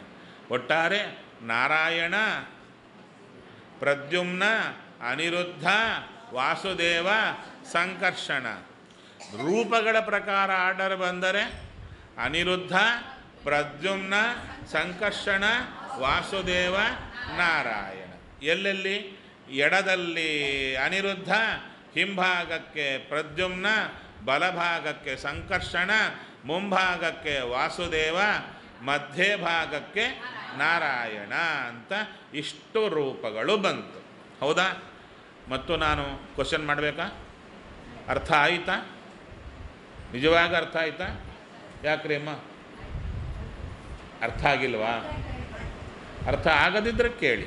ಯಾಕಂದರೆ ಅರ್ಥ ಆಗದಿರುವುದು ಒಳ್ಳೆಯದು, ಅರ್ಥ ಆಗಿದ್ರೂ ಒಳ್ಳೆಯದು, ಅರ್ಥ ಆಗಿ ಆಗದೇ ಇರೋದು ತುಂಬ ಕೆಟ್ಟದು. ಹೌದಾ? ಅದರಿಂದ ಅರ್ಥ ಆಗಿಬಿಟ್ಟಿದ್ರೆ ಬಹಳ ಒಳ್ಳೆಯದು. ಈಗ ಮತ್ತು ನಾನು ಸ್ವಲ್ಪ ಮುಂದಕ್ಕೆ ಹೋಗ್ತೀನಿ ನಾನು. ಅದಕ್ಕೆ ಅರ್ಥ ಆಗದಿದ್ದರೆ ಇವಾಗ ಮ್ಯಾಥಮ್ಯಾಟಿಕ್ಸ್ ಯಾರಿಗೆ ಈಸಿ ಅಂತ, ಬೇಸಿಕ್ಸ್ ಯಾರಿಗೆ ಅರ್ಥ ಆಗಿರುತ್ತೋ ಅವರಿಗೆ ಮ್ಯಾಥಮ್ಯಾಟಿಕ್ಸ್ ಈಸಿ. ಇಲ್ಲದಿದ್ದರೆ ಎಲ್ಲ ಕ್ಲಮ್ಸಿ. ಆಲ್ಜೀಬ್ರಾ ಅಂದರೆ ಯಪ್ಪ ಅಂತ ಓಡಿ ಹೋಗ್ತಾರೆ. ಯಾಕೆ? ಕಾನ್ಸಂಟ್ರೇಟ್ ಮಾಡಿರಲ್ಲ, ಹೇಳೋ ಕಾಲಕ್ಕೆ ತಲೆಗೆ ಹೋಗಿರಲ್ಲ. ಅಲ್ಲಿ ಲೆಕ್ಚರರು ಟೀಚರು ಹೇಳಿದ ಕಾಲಕ್ಕೆ ಆಯಿತು ಆಯಿತು ಅಂತ ತಲೆ ಅಲ್ಲಾಡಿಸಿರ್ತಾರೆ. ಆತ ಮುಂದಕ್ಕೆ ಹೋದರೆ ಎಡವು ಬೀಳ್ತಾ ಇರ್ತಾರೆ. ಹೌದು? ಆದ್ದರಿಂದ ಅರ್ಥ ಆಗದಿದ್ದರೆ ಆಗಿಲ್ಲ ಅಂತ ಹೇಳಿಬಿಡೋದು ಬಹಳ ಉತ್ತಮ ಕೆಲಸ.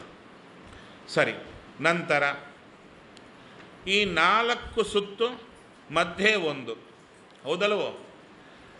ಅದು ಚೂರು ಮೇಲಕ್ಕೆ ಬಂದ ಮೇಲೆ ಈ ಸುತ್ತು 4 ಇದೆಯಲ್ಲ, ಸುತ್ತು ಇರುವ 4 ಒಂದೊಂದು 25 ಕವಲು ಒಡೆಯಿತು. 25 ಬ್ರ್ಯಾಂಚಸ್ ಅಂದರೆ ಒಂದೊಂದು ಕಡೆ 25 25 25 25. ಮಧ್ಯದ್ದು ಮಾತ್ರ ಒಂದೇ. ಎಷ್ಟಾಯಿತು? 101 ನಾಡಿ ಆಯಿತು. ಹಾಂ, ಈ ಒಂದೊಂದು ದಿಕ್ಕಿನಲ್ಲಿ 25 ಇದೆಯಲ್ಲ, ಈ 25 ಹೇಗೆ ಸೆಟಪ್ ಆಗಿದೆ ಅಂದರೆ ಮಧ್ಯದಲ್ಲಿ ಒಂದು ಸುತ್ತು 24 ಅಂದರೆ 3 ಭಾಗ ಮಾಡಿದರೆ 8 8 8 8 ನಾಡಿ ಒಂದು, 8 ನಾಡಿ ಇನ್ನೊಂದು ಸೆಟ್, ಇನ್ನೊಂದು 8 ನಾಡಿ, 8 3 24, ಮಧ್ಯದಲ್ಲಿ ಒಂದು ನಾಡಿ. ಆ ಪ್ರಕಾರ 4 ಕಡೆ 24 24 24 24, ಮಧ್ಯೆ 1 1 1 1 ಬಂದಿದೆ. ಅದರ ಹೆಸರುಗಳು ಬೇರೆ ಬಂದಿದೆ, ಇಲ್ಲಿ ಬೇರೆ ಆಗ್ತಾ ಇದೆ ಹೆಸರುಗಳು, ಅಲ್ಲಿ ಕನ್ಫ್ಯೂಷನ್ ಬರ್ತಾ ಇರುತ್ತೆ. ಇಲ್ಲೂ ಕೂಡ ಮಧ್ಯೆ ಇರುವ ನಾಡಿ ಹೆಸರು ಬ್ರಹ್ಮನಾಡಿ. ಬಣ್ಣ ಸೇಮ್, ಕೆಳಗೆ ಏನು ಹೇಳಿದೆ ಅದೆಲ್ಲ ಬಣ್ಣಗಳು ಅಷ್ಟೆ. ಆದರೆ ಆ ಮಧ್ಯನಾಡಿಯ ಹಿಂಭಾಗದ ನಾಡಿ ಹೆಸರು ವಜ್ರಿಕ, ಅಲ್ಲೂ ವಜ್ರಿಕಾನೆ. ಆದ ಮೇಲೆ ಈ ಎಡಭಾಗದ ನಾಡಿ ಹೆಸರೇನು ಅಂದರೆ ಇಡ.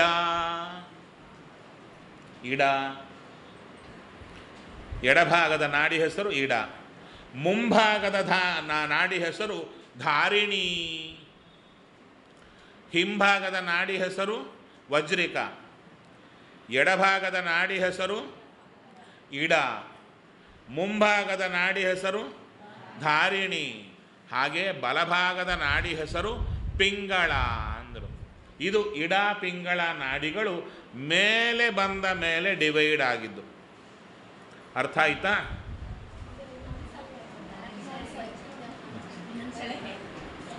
ಮೇಲೆ ಬಂದದ್ದು 5 ಕಡೆ, ಮಧ್ಯೆ ಬ್ರಹ್ಮನಾಡಿ 1, ಹಿಂಭಾಗದ್ದು ವಜ್ರಿಕ. 25ರ ಗುಂಪಿನ ಹೆಸರು ವಜ್ರಿಕ, ಮಧ್ಯದಲ್ಲಿರುವುದು ವಜ್ರಿಕ. ಹಾಗೆ ಎಡಭಾಗದಲ್ಲಿರುವುದು ಇಡ ನಾಡಿಗಳು. ಹಾಗೆ ಮುಂಭಾಗದಲ್ಲಿರುವುದು ಧಾರಿಣಿ. ಹಾಗೆ ಬಲಭಾಗದ ನಾಡಿಗಳು ಪಿಂಗಳ. ವಜ್ರಿಕ, ಇಡ, ಧಾರಿಣಿ, ಪಿಂಗಳ, ಮಧ್ಯದಲ್ಲಿ ಬ್ರಹ್ಮನಾಡಿ. ಇಷ್ಟು ಗ್ರೂಪ್. ಅದರಲ್ಲಿ ಮಧ್ಯದ್ದಕ್ಕೆ ಪ್ರಧಾನ ಹೆಸರು ವಜ್ರಿಕ, ಇಡ, ಧಾರಿಣಿ, ಪಿಂಗಳ, ಮಧ್ಯೆ ಬ್ರಹ್ಮನಾಡಿ ಅಂತ. ಇದು ಈ 25 24 24 ಗೊಂಚಲು ಇದೆಯಲ್ಲ, 24 ಮಧ್ಯೆ 1 ಇದ್ದರೆ 25. 25 ಎಷ್ಟಿದೆ? 4 ಕಡೆ 100 ಆಯಿತು. 100 ಮಧ್ಯೆ 1, 101. ಈ 1 ಹಾಗೇ ಹೋಗ್ತಾ ಇದೆ. ಈ 100 ಮಾತ್ರ ಚೂರು ಮೇಲಕ್ಕೆ ಹೋಗಿ 1 10 ಒಡೆಯಿತು. ಅಂದರೆ 1000. 1 10. 25 ಅದರಲ್ಲಿ ಒಂದೊಂದು 10. ಅದು ತಲೆಗೆ ಇಟ್ಕೋಬೇಡಿ, ಅಲ್ಲಿ ಲೆಕ್ಕ ಯಾವುದು ಹೇಳಲ್ಲ, ಅಲ್ಲಿ ಹೆಸರುಗಳು ಹೇಳಲ್ಲ, ಯಾಕಂದರೆ ನಮ್ಮ ತಲೆಗೆ ಎಟಕಲ್ಲ ಅಂತ ಅವ್ರು ಹೇಳಿಲ್ಲ. ಆದರೆ ಹೆಸರು ಮಾತ್ರ ಅದೇ. ಯಾವುದು? ವಜ್ರಿಕಾ, ಇಡ, ಧಾರಿಣಿ, ಪಿಂಗಳ ಎಂಬುದೇ ಹೆಸರುಗಳು. ಅದು ಎಷ್ಟಾಯ್ತು ಇವಾಗ? ಒಂದೊಂದು ಕಡೆ ಎಷ್ಟಾಯ್ತವಾಗ? 250, 250, 250, 250 1000 ಆಯಿತು. ಈ 1000 ಆದದ್ದು 8 72 72,000 ನಾಡಿಗಳಾದವು. ಆ 72,000 ನಾಡಿಗಳು ಪ್ರಧಾನ ನಾಡಿಗಳು. ಅಷ್ಟೇ ನಾಡಿಗಳಲ್ಲ, ಆ 72,000 ನಾಡಿಗಳಿಂದ ಹುಟ್ಟಿದ ಅವಾಂತರ ನಾಡಿಗಳು ಅಸಂಖ್ಯಾಕವಾಗಿವೆ. ಅಂದರೆ ಬುಡದ ನಾಡಿಯ ಡಯಾಮೀಟರೇ ಕೂದಲಿನ 1000 ಭಾಗ ಆದರೆ ಅದರಿಂದ ಡಿವೈಡ್ ಆಗಿ ಆಗಿ ಆಗಿ ಆಗಿ ಆಗಿ ಬಂದ ಈ ನಾಡಿಗಳ ಡಯಾಮೀಟರ್ ಎಷ್ಟಿರಬೇಕ್ರಿ? ಅತಿ ಸೂಕ್ಷ್ಮ. ಇದು ಮನಸ್ಸಿಗೆ ಮಾತ್ರ ಕಾಣುತ್ತೆ ಅಂದರು. ಹೇಗೆ? ದೃಷ್ಟಾಂತ, ಒಂದು ಪ್ರತಿಮೆಯನ್ನಿಟ್ಟುಕೊಂಡು ಅದರೊಳಗೆ ದೇವರನ್ನು ಚಿಂತನೆ ಮಾಡುತ್ತಾ ಮಾಡುತ್ತಾ ಹೋದಾಗ ಪ್ರತಿಮೆ ಸ್ಫುಟ ಆಗುತ್ತೆ, ಒಳಗೆ ದೇವರು ಕಾಣುತ್ತಾರೆ. ಹಾಗೆ ನಮ್ಮೊಳಗೆ ಈ ನಾಡಿಗಳ ಕಲ್ಪನೆ ಕೊಟ್ಟೆ ನಾನು. ಈಗ ಮೆಂಟಲ್ಲಿ ಅಂದರೆ ಈ ಕೇಳಿದ್ದು ನೀವೇ ನೋಡಿಲ್ಲ, ಸಂಸ್ಕಾರ 2 ರೀತಿ ಬರುತ್ತೆ ಮನಸ್ಸಿಗೆ. ಒಂದು ನೋಡಿ ಸಂಸ್ಕಾರ, ಒಂದು ಕೇಳಿ ಸಂಸ್ಕಾರ. ಸ್ವಲ್ಪ ಶಾಸ್ತ್ರಕ್ಕೆ ಹೋಗೋಣವಾ? ಅಯ್ಯೋ ಇಲ್ಲಿ ಬರೀ ಸುಳಾದಿ ಪಾಠ ಮಾತ್ರ, ಶಾಸ್ತ್ರ ಪಾಠ ಇಲ್ಲವೇ ಇಲ್ಲ. ಸ್ವಲ್ಪ ಅದು ಮಾಡೋಣ. ಸುಧಾ ಸಂಧ್ಯಾಧಿಕರಣ, ಅಲ್ಲಿ ಏನು ಬರುತ್ತೆ ಅಂದರೆ, ಈ ಸ್ವಪ್ನದಲ್ಲಿ ಪದಾರ್ಥ ಕಾಣುತ್ತಲ್ಲ, ಆ ಪದಾರ್ಥ ಎಂಥದ್ದು? ಸತ್ಯವೋ ಸುಳ್ಳೋ? ಸತ್ಯ. ಆನೆ ಕಾಣಿಸಿತ್ತು ಹೊರಗೆ, ಅದೇ ಕನಸಲ್ಲಿ ಕಾಣಿಸ್ತು. ಸ್ವಪ್ನ ಸುಳ್ಳೋ ಸತ್ಯವೋ? ಸ್ವಪ್ನ ಸತ್ಯ, ಪದಾರ್ಥಗಳು ಸುಳ್ಳ. ಪದಾರ್ಥ ಸುಳ್ಳ ಆದರೆ ಸ್ವಪ್ನವೂ ಸುಳ್ಳೇ ಅಲ್ವ? ವಾಸನಾಮಯ ಪದಾರ್ಥ ಸುಳ್ಳ ಅಲ್ಲ? ಅಲ್ಲ. ಅದಕ್ಕೆ ಸ್ವಪ್ನದಲ್ಲಿ ಯಾವ ಭಾಗ ಸುಳ್ಳು ಎಂಬುದು ಗೊತ್ತಾಗಬೇಕು. ಸ್ವಪ್ನದಲ್ಲಿ ಕಾಣಿಸಿದ ಪದಾರ್ಥ ಸತ್ಯ, ವಾಸನಾಮಯ ಪದಾರ್ಥ ಅದು. ವಾಸನಾಮಯ ಪದಾರ್ಥ ಸತ್ಯ, ಅವೆಲ್ಲವೂ ಸತ್ಯ. ಆದರೆ ಹೊರಗಿರುವ ಆನೆಯಂತೆ ಈ ಆನೆ ಎಂಬ ನಮ್ಮ ಕಲ್ಪನೆ ಇದೆಯಲ್ಲ, ಆ ಭಾಗ ಸುಳ್ಳು. ಒಳಗೆ ಕಾಣಿಸಿದ ಆನೆ ಸತ್ಯ, ಅದು ಸತ್ಯವಾದ ಆನೆಯೇ. ಆದರೆ ಈ ಆನೆಯೇ ಆ ಆನೆ ಅಲ್ಲ. ಈ ಆನೆಯೇ ಆನೆ. ಅಲ್ಲೇ ನಿನ್ನೆ ಮಧ್ಯಾಹ್ನ ರೋಡಲ್ಲಿ ಕಾಣಿಸಿದ ನಂಗೆ ಕನಸಲ್ಲಿ ಕಾಣಿಸ್ತು ಅಂತ ಬರುತ್ತಲ್ಲ, ಆ ಭಾವನೆ ಸುಳ್ಳು, ಆ ಭಾಗ ಭ್ರಾಂತಿ. ಈಗ ಯಾಕೆ ಬಂದೆ? ಆ ಸ್ವಪ್ನದಲ್ಲಿ ವಿಶೇಷವಾಗಿ ನಿಮಗೆ ಹಿಂದೆ ನಾವು ಯಾವ ವಾಸನೆ ಇರುತ್ತೆ, ಈ ಜನ್ಮದಲ್ಲಿ ನೀವು ಯಾರನ್ನೋ ಸ್ವಪ್ನದಲ್ಲಿ ನೋಡಿದ್ದೀರಿ, ಈ ಜನ್ಮದಲ್ಲಿ ಅವರನ್ನು ಎಂದೂ ನೋಡಿದ್ದಿಲ್ಲ. ಇವರು ಈ ಜನ್ಮದಲ್ಲಿ ಎಂದೂ ನೋಡದೇ ಇರುವವರನ್ನು ಸ್ವಪ್ನದಲ್ಲಿ ಕಂಡಿದ್ದೀರಿ. ಕಂಡಿದ್ದೀರೋ ಈಶ್ವರಿಗೆ? ಕಂಡಿರ್ತೀರಲ್ಲ? ಎಸ್, ಇವರು ನೋಡೇ ಇರಲ್ಲ. ಆವಾಗ ಆಚಾರ್ಯ ಹೇಳ್ತಾರೆ, ಯಾವಾಗ ನೋಡಿದ್ದೇ ಬರಬೇಕು. ವಾಸನ ಅಂದರೆ ಅನುಭವಂದೇ. ಇವಾಗ ನೋಡಿಲ್ಲ, ಮತ್ತು ಎಲ್ಲಿಂದ ಬಂತು ಅಂದರೆ ಹಿಂದಿನ ಜನ್ಮಗಳಲ್ಲಿ ನೋಡಿದ್ದು. ಚೆನ್ನಾಗಿರುತ್ತೆ ಶಾಸ್ತ್ರ ವಿಚಾರ ಮಾಡ್ತಾ ಹೋದರೆ, ಒಳ್ಳೆ ಆನಂದ ಸಿಗ್ತಾ ಇರುತ್ತೆ. ಅನುಭವಕ್ಕೆ ಹಿಡಿದಿದ್ರೆ ಬಿದ್ದೋಗ್ತೀವಷ್ಟೆ. ಅಲ್ಲಿ ಮತ್ತು ಪ್ರಶ್ನೆ ಮಾಡುತ್ತಾರೆ, ಹಾಗಾದರೆ ಒಬ್ಬನ ಕನಸಿನಲ್ಲಿ ಮೊಲದ ಕೋಡು ಅಂದರೆ ಕೋಡಿದ್ದ ಮೊಲ ಕಾಣಿಸ್ತು. ಮೊಲಕ್ಕೆ ಕೋಡಿರುತ್ತಾ? ಮೊಲ ಅಂದರೆ ಗೊತ್ತಾಯ್ತಾ? ರ್ಯಾಬಿಟ್. ಹಾಂ, ಮೊಲ. ಕೋಡು, ಕೊಂಬು ಇರುವಂಥ ಮೊಲ ಕಾಣಿಸ್ತು ಒಬ್ಬನಿಗೆ ಕನಸಲ್ಲಿ. ಕಾಣಿಸ್ಬಾರ್ದು ಅಂತಿಲ್ಲ, ಕಾಣಿಸ್ತು ಒಬ್ಬನಿಗೆ. ಅದು ಹೇಗೆ ಕೊಡಿಸ್ತೀರಾ ಅಂದರು. ಅಲ್ಲ, ಯಾವ ಜನ್ಮದಲ್ಲಾದರೂ ಕೊಂಬಿರುವ ಮೊಲೆ ಇರುತ್ತಾ? ಯಾವ ಜನ್ಮದಲ್ಲೂ ಇರ್ಲಿಕ್ಕೆ ಸಾಧ್ಯ ಇಲ್ಲ. ಅದನ್ನು ಹೇಗೆ ಕೂಡಿಸ್ತಾರೆ ಗೊತ್ತಾ?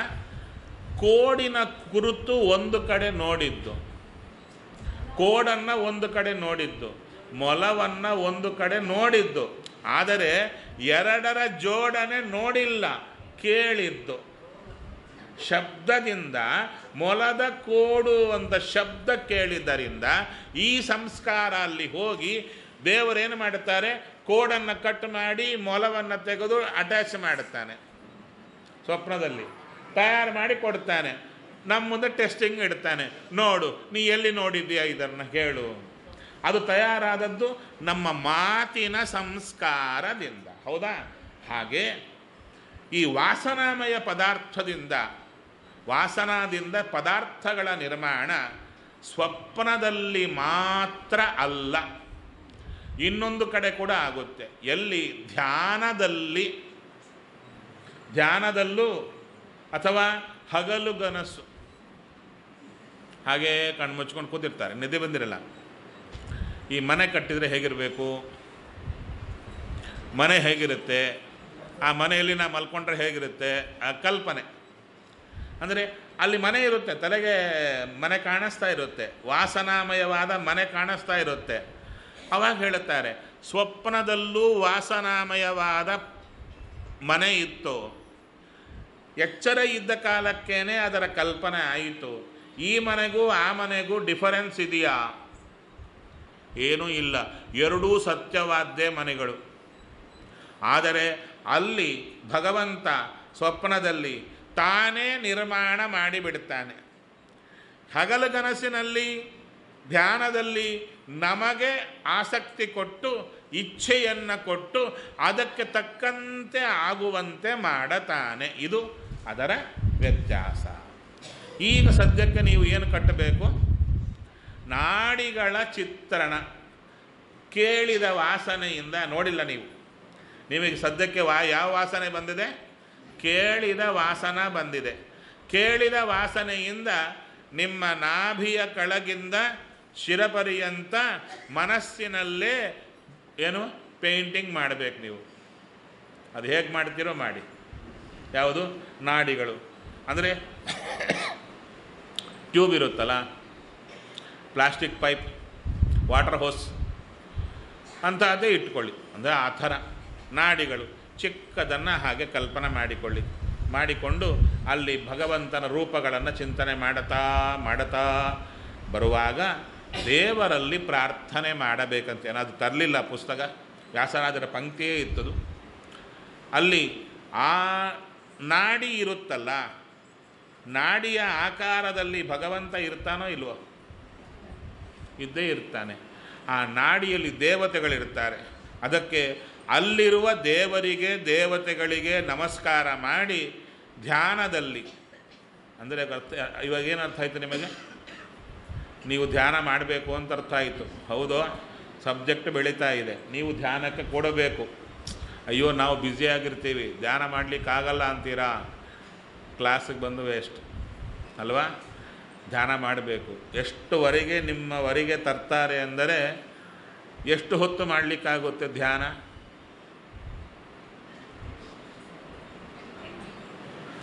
ಐದು ನಿಮಿಷ ಮಾಡ್ತೀರಾ? ಯಾರಿಗೋ ಡೊನೇಷನ್ ಕೊಟ್ಟಂತೆ ಮಾತಾಡ್ತೀರಲ್ರಿ. ಅಲ್ಲಮ್ಮ, ನಿಮಗಾಗಿ ನೀವು ಮಾಡಬೇಕು. ಎಷ್ಟೊತ್ತು ಮಾಡಬೇಕು? ದೇವರು ಕಾಣಿಸೋ ಪರ್ಯಂತ ಮಾಡಬೇಕು ಅಲ್ವಾ? ಅದಕ್ಕೆ ನಿಮ್ಮವರೆಗೂ ಬಂದರು. ನೀವು 5 ನಿಮಿಷ ಹೇಳಿದ್ರಲ್ಲ, ದೀನನಾಗಿ 1 ನಿಮಿಷ ಧ್ಯಾನ ಮಾಡಲು ಶ್ರೀನಿವಾಸ ವಿಜಯ ವಿಠಲ ಒಲಿವ. ಸಾಕಾ? ಇನ್ನು 1 ನಿಮಿಷಕ್ಕಿಂತ ಆಗಲ್ಲ ಅನ್ನುವವರನ್ನು ದೇವರು ಗೆಟ್ ಔಟ್ ಅಂತ ಹೇಳಿಬಿಡ್ತಾನೆ. ಹೌದಾ? 1 ನಿಮಿಷ ಆದರೂ ನೋಡಿ, ಎಷ್ಟು 5 ನಿಮಿಷ ಕೊಟ್ಟರು, ದೇವರು ನಿಮಗೆ ಬೇರೆ ಹೋಗಿದ್ದಾರೆ, ಅಡ್ಡಿ ಇಲ್ಲ. ಸರಿಯಾ?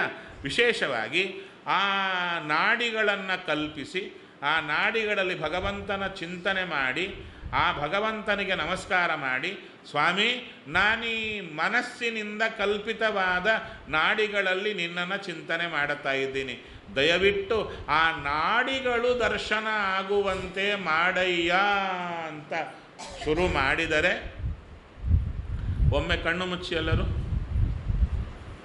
ಬರೇ ಕಣ್ಣು ಮುಚ್ಚಿ ಈ ಹೆಂಗಸರಿಗೆ ಮಾತಾಡೋದು, ಗಂಡಸರಿಗೂ ಹೌದು. ಕಣ್ಣು ಮುಚ್ಚಿ ಏನು ಕಾಣುತ್ತೆ?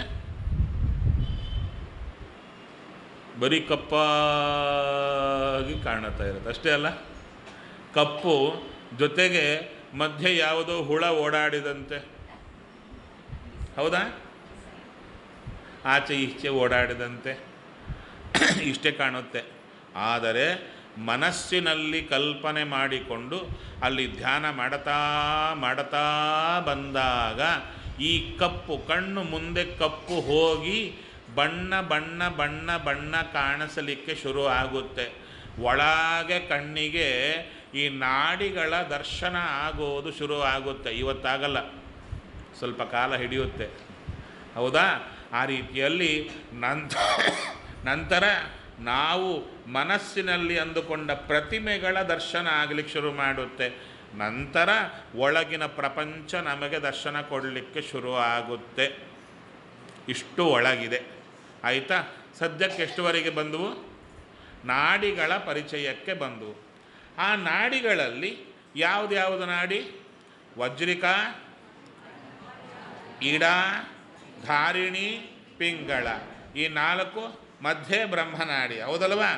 ಅದು 5 ಬ್ರ್ಯಾಂಚ್ ಆಗಿ ಮೇಲ್ವರೆಗೂ ಬಂದಿದೆ. ಈ 5 ಬ್ರ್ಯಾಂಚಲ್ಲಿ ನಾಭಿಯ ಕೆಳಗೆ ಇರುವುದು ಒಂದು ಸ್ಥಾನ. ಯಾವುದು? ಭೂಲೋಕ ಅಂತ ಹೇಳಿದ್ವಲ್ಲ, ಆ ಭೂಲೋಕ ಸ್ಥಾನದಲ್ಲಿ ಈ 5 ಬ್ರ್ಯಾಂಚಿಗೂ 5 ಬ್ರ್ಯಾಂಚಲ್ಲಿ ಅಂದರೆ ನೀವು 5 ದಾರ ಇಟ್ಟುಕೊಂಡು ಒಂದೊಂದಕ್ಕೂ ಒಂದು ಹೂವನ್ನು ಪೋಣಿಸಿದರೆ ಆ ದಾರ ಒಂದು ಕಡ್ಡಿ ಇಟ್ಕೊಳ್ಳಿ, 5 ಕಡ್ಡಿ ಇದೆ, 5 ಕಡ್ಡಿಗೆ ಕರೆಕ್ಟಾಗಿ ಹೂವನ್ನು ಪೋಣಿಸಿದ್ದೀರ, ಒಂದೇ ಲೆವೆಲಿಗೆ ಇಟ್ಟಿರ, ಒಂದೇ ಲೆವೆಲಿಗೆ 5 ಹೂವು ಕಾಣುತ್ತೋ ಇಲ್ವೋ? ಅದೇ ಥರ 5 ಹೂವಿದೆ. ನಾಭಿಯ ಕೆಳಗೆ 5 ಹೂವು, 5 ಕಮಲದ ಹೂವು, ಎಲ್ಲ ಕಡೆ ಕಮಲದೇ ಹೂವೇ ಇದೆ. ಆ 5 ಕಮಲದ ಹೂವು ಎಂಥದ್ದು ಅಂದರೆ 4 ದಳಗಳು ಇರುವಂಥ ಹೂವು. ಎಷ್ಟಿವೆ? 5 ಹೂವಿದೆ, 5 ನಾಡಿಗಳಿಗೆ.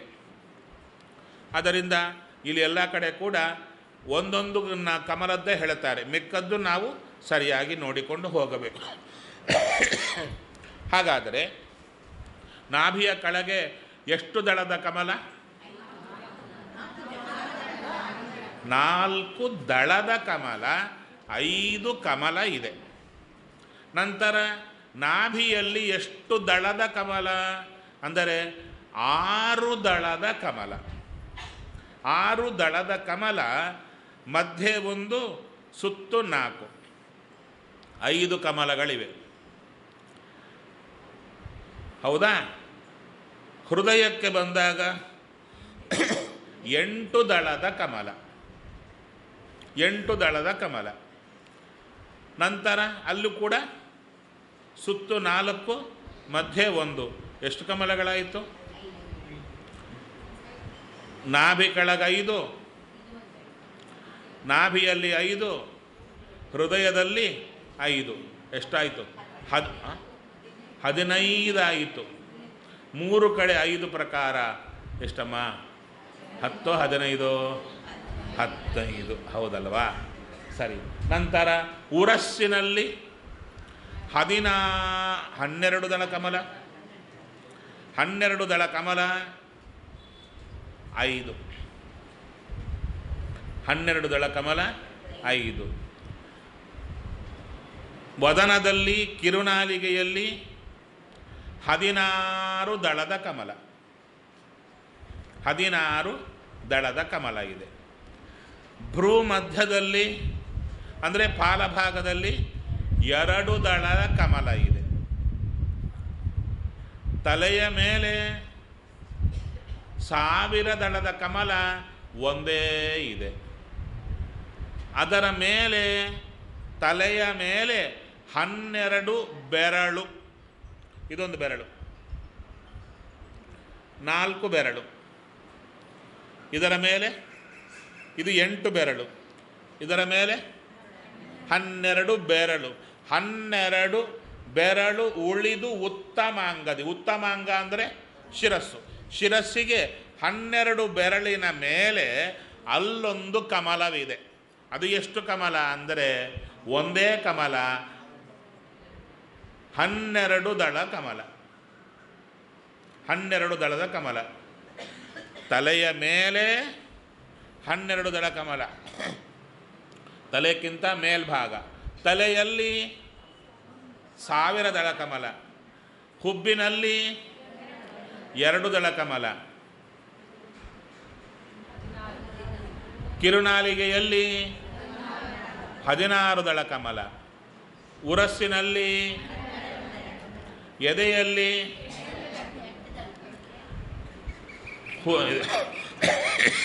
ನಾಭಿಯಲ್ಲಿ, ಕೆಳಗೆ 4, 4, 6, 8, 12, 16, 2, 12.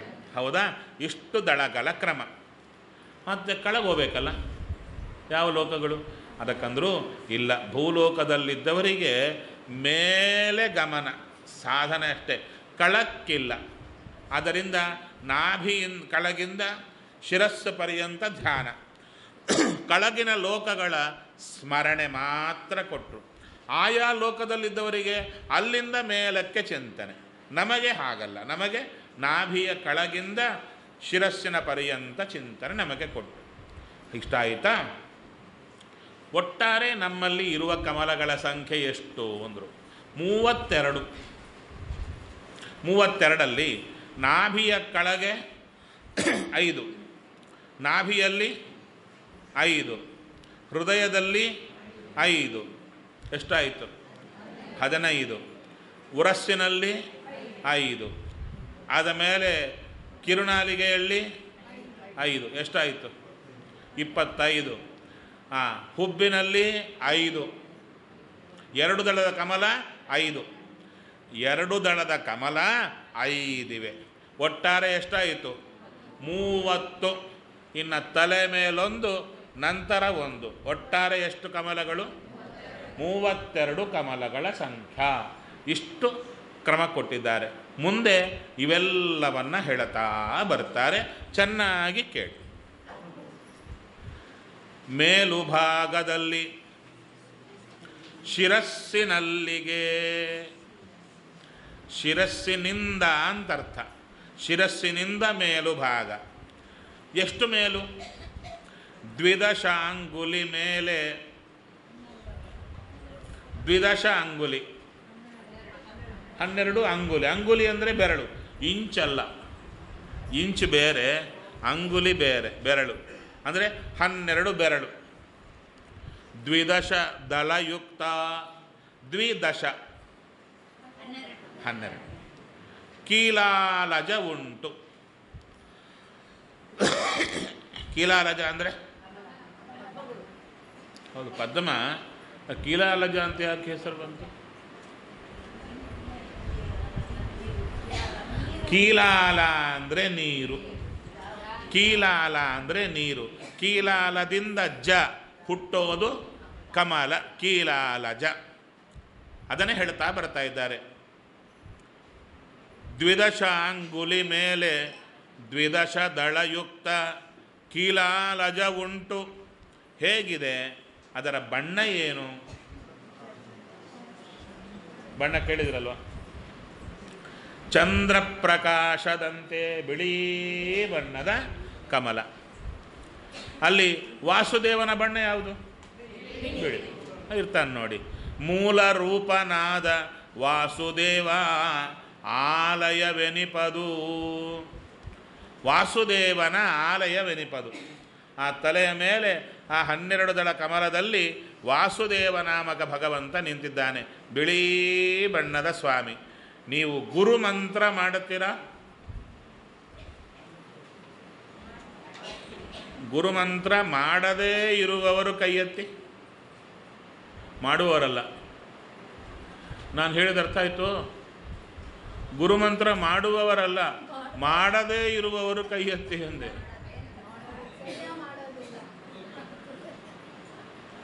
ಮಾಡದೇ ಇರುವವರು ಕೈ ಎತ್ತಿದ್ದೀರಾ ಅಲ್ವಾ? ಮಾಡಲೇಬೇಕು.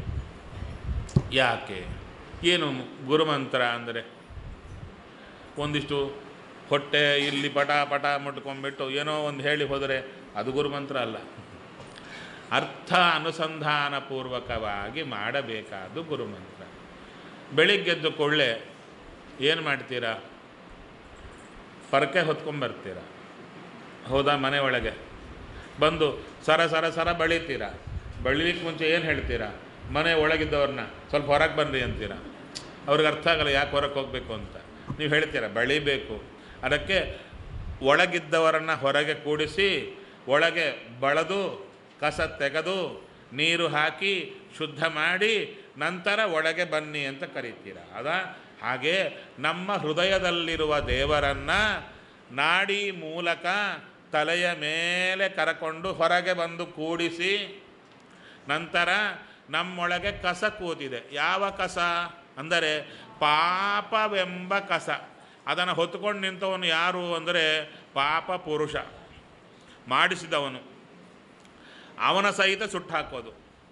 ಮೊದಲು ನಾಭಿಯಲ್ಲಿ ಪಾಪ ಪುರುಷನನ್ನು ಒಣಗಿಸೋದು ಶೋಷಣ. ಹೃದಯ ಪ್ರಾಂತಕ್ಕೆ ಅವನನ್ನು ತಂದು ಸುಡೋದು. ಸುಟ್ಟ ಮೇಲೆ ಆ ಸುಟ್ಟದ್ದನ್ನು ಮೂಗಿನ ಮೂಲಕ ಹೊರಗೆ ಹಾಕೋದು. ನಂತರ ಈ ಮೇಲೆ ಇರುವ ವಾಸುದೇವನನ್ನು ಸ್ಮರಿಸಿ ವಂ ಅಂತ ಹೇಳಿಕೊಟ್ಟಿರುತ್ತಾರೆ. ವಾಸುದೇವನನ್ನು ಸ್ಮರಿಸಿ ಅವನ ಪಾದೋದಕ ಧಾರೆ ಬ್ರಹ್ಮರಂಧ್ರದ ಮೂಲಕ ನಮ್ಮ ಇಡೀ ಶರೀರದಲ್ಲಿ ನಾಡಿಗಳ ಮೂಲಕ ಹರಿದು ಬರ್ತಾ ಇದೆ ಅಂತ ಚಿಂತನೆ ಮಾಡಿದರೆ ಅದು ಗುರುಮಂತ್ರ. ಅದಕ್ಕಂದ್ರು ಇದರಿಂದ ಎಷ್ಟು ಫಲ? ದೇವರ ಪಾದೋದಕದಿಂದ ಮೈಯೆಲ್ಲ ಶುದ್ಧ ಆಯಿತು. ನಂತರ ದೇವರನ್ನು ಕರಕೊಂಡು ಹೃದಯಕ್ಕೆ ಕೂಡಿಸಿದು. ಇದು ಎಷ್ಟು ಫಲ ಅಂದರೆ ಹೇಳೋದು ಫಲ ಗೊತ್ತಿಲ್ಲಲ್ಲ. ಮಾಡ್ತಾ ಗುರುಮಂತ್ರ ಮಾಡಿದ್ವಿ, ಏನು ಮಂತ್ರವೋ ಏನೋ, ಏನು ಫಲವೋ ಏನೋ. ಹೌದು, ಅದಕ್ಕಂದರು ಅಪಮೃತ್ಯು ನಿವಾರಕಂ, ನಿತ್ಯವೂ ಅಪಮೃತ್ಯುವನ್ನು ಪರಿಹಾರ ಮಾಡುತ್ತೆ. ನಂತರ ಹೇಳುತ್ತಾ ಇದ್ದಾರೆ ವಿಶೇಷವಾಗಿ ಇನ್ನೇನಯ್ಯ ಅಂತ ಹೇಳ್ತಾರೆ. ಸಾರ್ಧ ತ್ರಿಕೋಟಿ ತೀರ್ಥ ಸ್ನಾನಾತ್ ಅತ್ಯಂತ ಅಧಿಕಂ ಪುಣ್ಯತಮಂ. 3.5 ಕೋಟಿ ತೀರ್ಥಗಳಲ್ಲಿ ಸ್ನಾನ ಏಕಕಾಲದಲ್ಲಿ ಮಾಡಿದರೆ ಎಷ್ಟು ಪುಣ್ಯವೋ ಅದಕ್ಕಿಂತ ಕೋಟಿ ಕೋಟಿ ಪಟ್ಟು ಪುಣ್ಯಕರ. ಯಾವುದು? ಈ ಗುರುಮಂತ್ರ ಮಾಡಿದರೆ. ಗುರುಮಂತ್ರ ಬರೀ ಹೆಂಗಸರಿಗೆ ಮಾತ್ರ ಅಲ್ಲ, ಗಂಡಸರಿಗೂ ಉಂಟು. ಗಾಯತ್ರಿ ಮಂತ್ರ ಅರ್ಘ್ಯ ಎಲ್ಲ ಆದ ಮೇಲೆ ಗಾಯತ್ರಿ ಮಂತ್ರ ಮಾಡಲಿಕ್ಕೆ ಮೊದಲು ಗುರುಮಂತ್ರ ಮಾಡಬೇಕು. ನಮ್ಮಲ್ಲಿ ದುರಂತ ಬಹಳ ಇದೆ. ಎಷ್ಟು ಅಂದರೆ ಉಪನಯನ ಆದ ಮೇಲೆ ಗಾಯತ್ರಿ ಮಂತ್ರ ಉಪದೇಶ ಕೊಟ್ಟು ನಾರಾಯಣ ಮಂತ್ರ ಉಪದೇಶ ಕೊಡೋದಿಲ್ಲ. ಬಹಳ ಜನ ದೊಡ್ಡವರೇ 50, 60, 70 ವರ್ಷ ಬಂದ ಮೇಲೆ ಹೇಳೋದಿದೆ. ಹೌದಾ, ನಾರಾಯಣ ಮಂತ್ರ ಜಪ ಮಾಡಬೇಕಾ, ನಮಗೆ ಉಪದೇಶವೇ ಇಲ್ಲ ಅಂತ ಹೇಳೋರು ತುಂಬ ಜನ ಇದ್ದಾರೆ. ಆಚಾರ್ಯರು ಹೇಳುತ್ತಾರೆ ಗಾಯತ್ರಿ ಮಂತ್ರಕ್ಕೆ 3 ಪಟ್ಟು ನಾರಾಯಣ ಮಂತ್ರ ಮಾಡಲೇಬೇಕು. ಆ ವಿಷಯ ಗೊತ್ತಿರುತ್ತೆ, ಹುಡುಗರಿಗೆ ಕೊಡಲ್ಲ. ಆ ಹುಡುಗರು ದೊಡ್ಡಾಗೋ ಪರ್ಯಂತ ಅವ್ರಿಗೂ ಗೊತ್ತಾಗಲ್ಲ. ಆ ಕಾನ್ವೆಂಟಲ್ಲಿ ಬಿದ್ದಿರ್ತಾರೆ. ಕೊನೆಗೆ ರಿಟೈರ್ ಆಗೋ ಪರ್ಯಂತ ಬ್ಯುಸಿಯಾಗಿರ್ತಾರೆ. ರಿಟೈರ್ ಆದ ಮೇಲೆ ಗೊತ್ತಾಗುತ್ತೆ. ಆವಾಗ ನಾರಾಯಣ ಮಂತ್ರದ ಉಪದೇಶ, ಆವಾಗ ಗುರುಮಂತ್ರದ ಉಪದೇಶ ತಗೊಳ್ಳೋದು. ಆವಾಗಾದರೂ ತಗೊಳ್ಳಿ, ಇಲ್ಲ ಅಂದಿಲ್ಲ.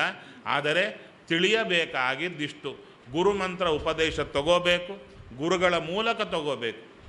ಇನ್ನೊಂದು ನಡೆಯುತ್ತೆ, ನಾವು ಯಾರ ಹತ್ರ ಆದರೂ ಸ್ವಾಮಿಗಳ ಹತ್ರ ಹೋದರೆ ಗುರುಮಂತ್ರ ಉಪದೇಶ ಕೊಡಿ ಸ್ವಾಮಿ ಅಂದರೆ ಏನು ಮಂತ್ರ ಕೊಡುತ್ತಾರೆ? ಕೃಷ್ಣ ಮಂತ್ರ ಉಪದೇಶ ಕೊಡುತ್ತಾರೆ. ಹೌದಾ? ಆದರೆ ಗುರುಮಂತ್ರದ್ದು ಕೊಡಲ್ಲ. ಅಂದರೆ ಏನು? ಆ ಬೀಜಾಕ್ಷರಗಳಿಂದ ಕೂಡಿ ಪಾಪಪುರುಷನನ್ನು ಸುಡೋದು ಏನಿದೆ, ತೆಗೆಯೋದು, ಶುದ್ಧಿ ಮಾಡೋದು ಇದನ್ನು ಅವರು ಹೇಳಲ್ಲ. ಅವರು ಕೃಷ್ಣ ಮಂತ್ರ ಮಾತ್ರ ಹೇಳಿಕೊಡುವ ಚಾಲ್ತಿ ಬಂದಿದೆ. ಮತ್ತು ಇದು ಬಹಳ ಜನ ಏನು ಮಾಡ್ತಾ ಇದ್ದಾರೆ ಗೊತ್ತೋ, ಕೇವಲ ಕೃಷ್ಣ ಮಂತ್ರ ಗುರುಗಳ ತಗೊಳ್ತಾರೆ, ಮಿಕ್ಕದ್ದನ್ನು ಪುಸ್ತಕ ನೋಡಿ ತಾವಾಗಿ ಮಾಡಿಕೊಳ್ತಾ ಇದ್ದಾರೆ. ಆ ಬೀಜಾಕ್ಷರಗಳು ಯಂ ರಂ ವಂ ಅಂತ ಈ ಬೀಜಾಕ್ಷರಗಳು ನಾವಾಗಿ ಪುಸ್ತಕ ನೋಡಿಕೊಂಡು ಪಕ್ಕದವರು ಹೇಳಿದರೇನೋ ಮಾಡಿದರೆ ಫಲ ಬರಲ್ಲ. ಆ ಗುರುಮಂತ್ರವನ್ನು ಗುರುಗಳಿಂದಲೇ ಸ್ವೀಕಾರ ಮಾಡಬೇಕು, ಇಲ್ಲದಿದ್ದರೆ ಫಲ ಕೊಡಲ್ಲ. ಇದು ಗೊತ್ತಿಲ್ಲದೆ ಬಹಳ ಜನ ಅದನ್ನು ಮಾಡಿಬಿಡ್ತಾ ಇದ್ದಾರೆ. ಇನ್ನು ಈ ಗುರುಮಂತ್ರ ಕೃಷ್ಣ ಮಂತ್ರ ಜಪ ಮಾಡುವ ಕಾಲಕ್ಕೆ ಅನೇಕ ದುರಂತಗಳಿವೆ. ಗಂಡಸರಿಗೆ ಏನೇನಿದೆ ಅದನ್ನು ಪುಸ್ತಕದಲ್ಲಿ ಹೆಂಗಸರಿಗೆ ಸೇರಿಸಿಬಿಟ್ಟಿದ್ದಾರೆ. ಆ ಪುಸ್ತಕ ಯಾರ್ಯಾರಿಗೆ ಯಾವ್ಯಾವ ಸಿಗುತ್ತೋ ಗೊತ್ತಿಲ್ಲ. ಅದರಲ್ಲಿ ಕೆಲವು ಕಡೆ ಆಸನ ಶುದ್ಧಿ ಅಂದರೆ ಆಸನವನ್ನು ಮುಟ್ಟಿಕೊಂಡು ಭೂರ್ಭುವಸ್ವಃ ಅಂತ ಹೇಳಿ ಎಂದು ಯಾರು ಹೆಂಗಸರಿಗೆ, ಅವರಿಗೆ ವ್ಯಾಹೃತಿಗಳು ಹೇಳೋ ಅಧಿಕಾರವೇ ಇಲ್ಲ. ಅಂಥ ಕಾಲಕ್ಕೆ ಹೇಳಿ ಅಂತ ಅದರಲ್ಲಿ ಪುಸ್ತಕದಲ್ಲಿ ಯಾಕೆ ಗಂಡಸರದ್ದೇ ಹೆಂಗಸರಿಗೆ ಟ್ರಾನ್ಸ್ಫರ್ ಮಾಡಿದ್ದಾಯಿತು, ಅಲ್ಲಲ್ಲಿ ಕಟ್ ಮಾಡಿ ಆ ಕಟ್ ಮಾಡೋ ಕಾಲಕ್ಕೆ ಸರಿಯಾಗಿ ಕಟ್ ಮಾಡಿಲ್ಲ, ಆದ್ದರಿಂದ ಹಾಗೆ ಬರುತ್ತೆ. ಅಷ್ಟೇ ಅಲ್ಲ, ಕೃಷ್ಣ ಮಂತ್ರಕ್ಕೆ ಅಂಗನ್ಯಾಸ ಮಾಡುತ್ತೀರಲ್ಲ, ಪೂರ್ಣ ಜ್ಞಾನಾತ್ಮನೇ, ಪೂರ್ಣ ಐಶ್ವರ್ಯಾತ್ಮನೇ ಸರ್ ಕೇಳಿಸ್ತಾ ಇಲ್ಲ, ಸ್ವಾಹ, ಹೌದಾ? ಸ್ವಾಹಾಕಾರಗಳು ಹೇಳಲಿಕ್ಕಿಲ್ಲ.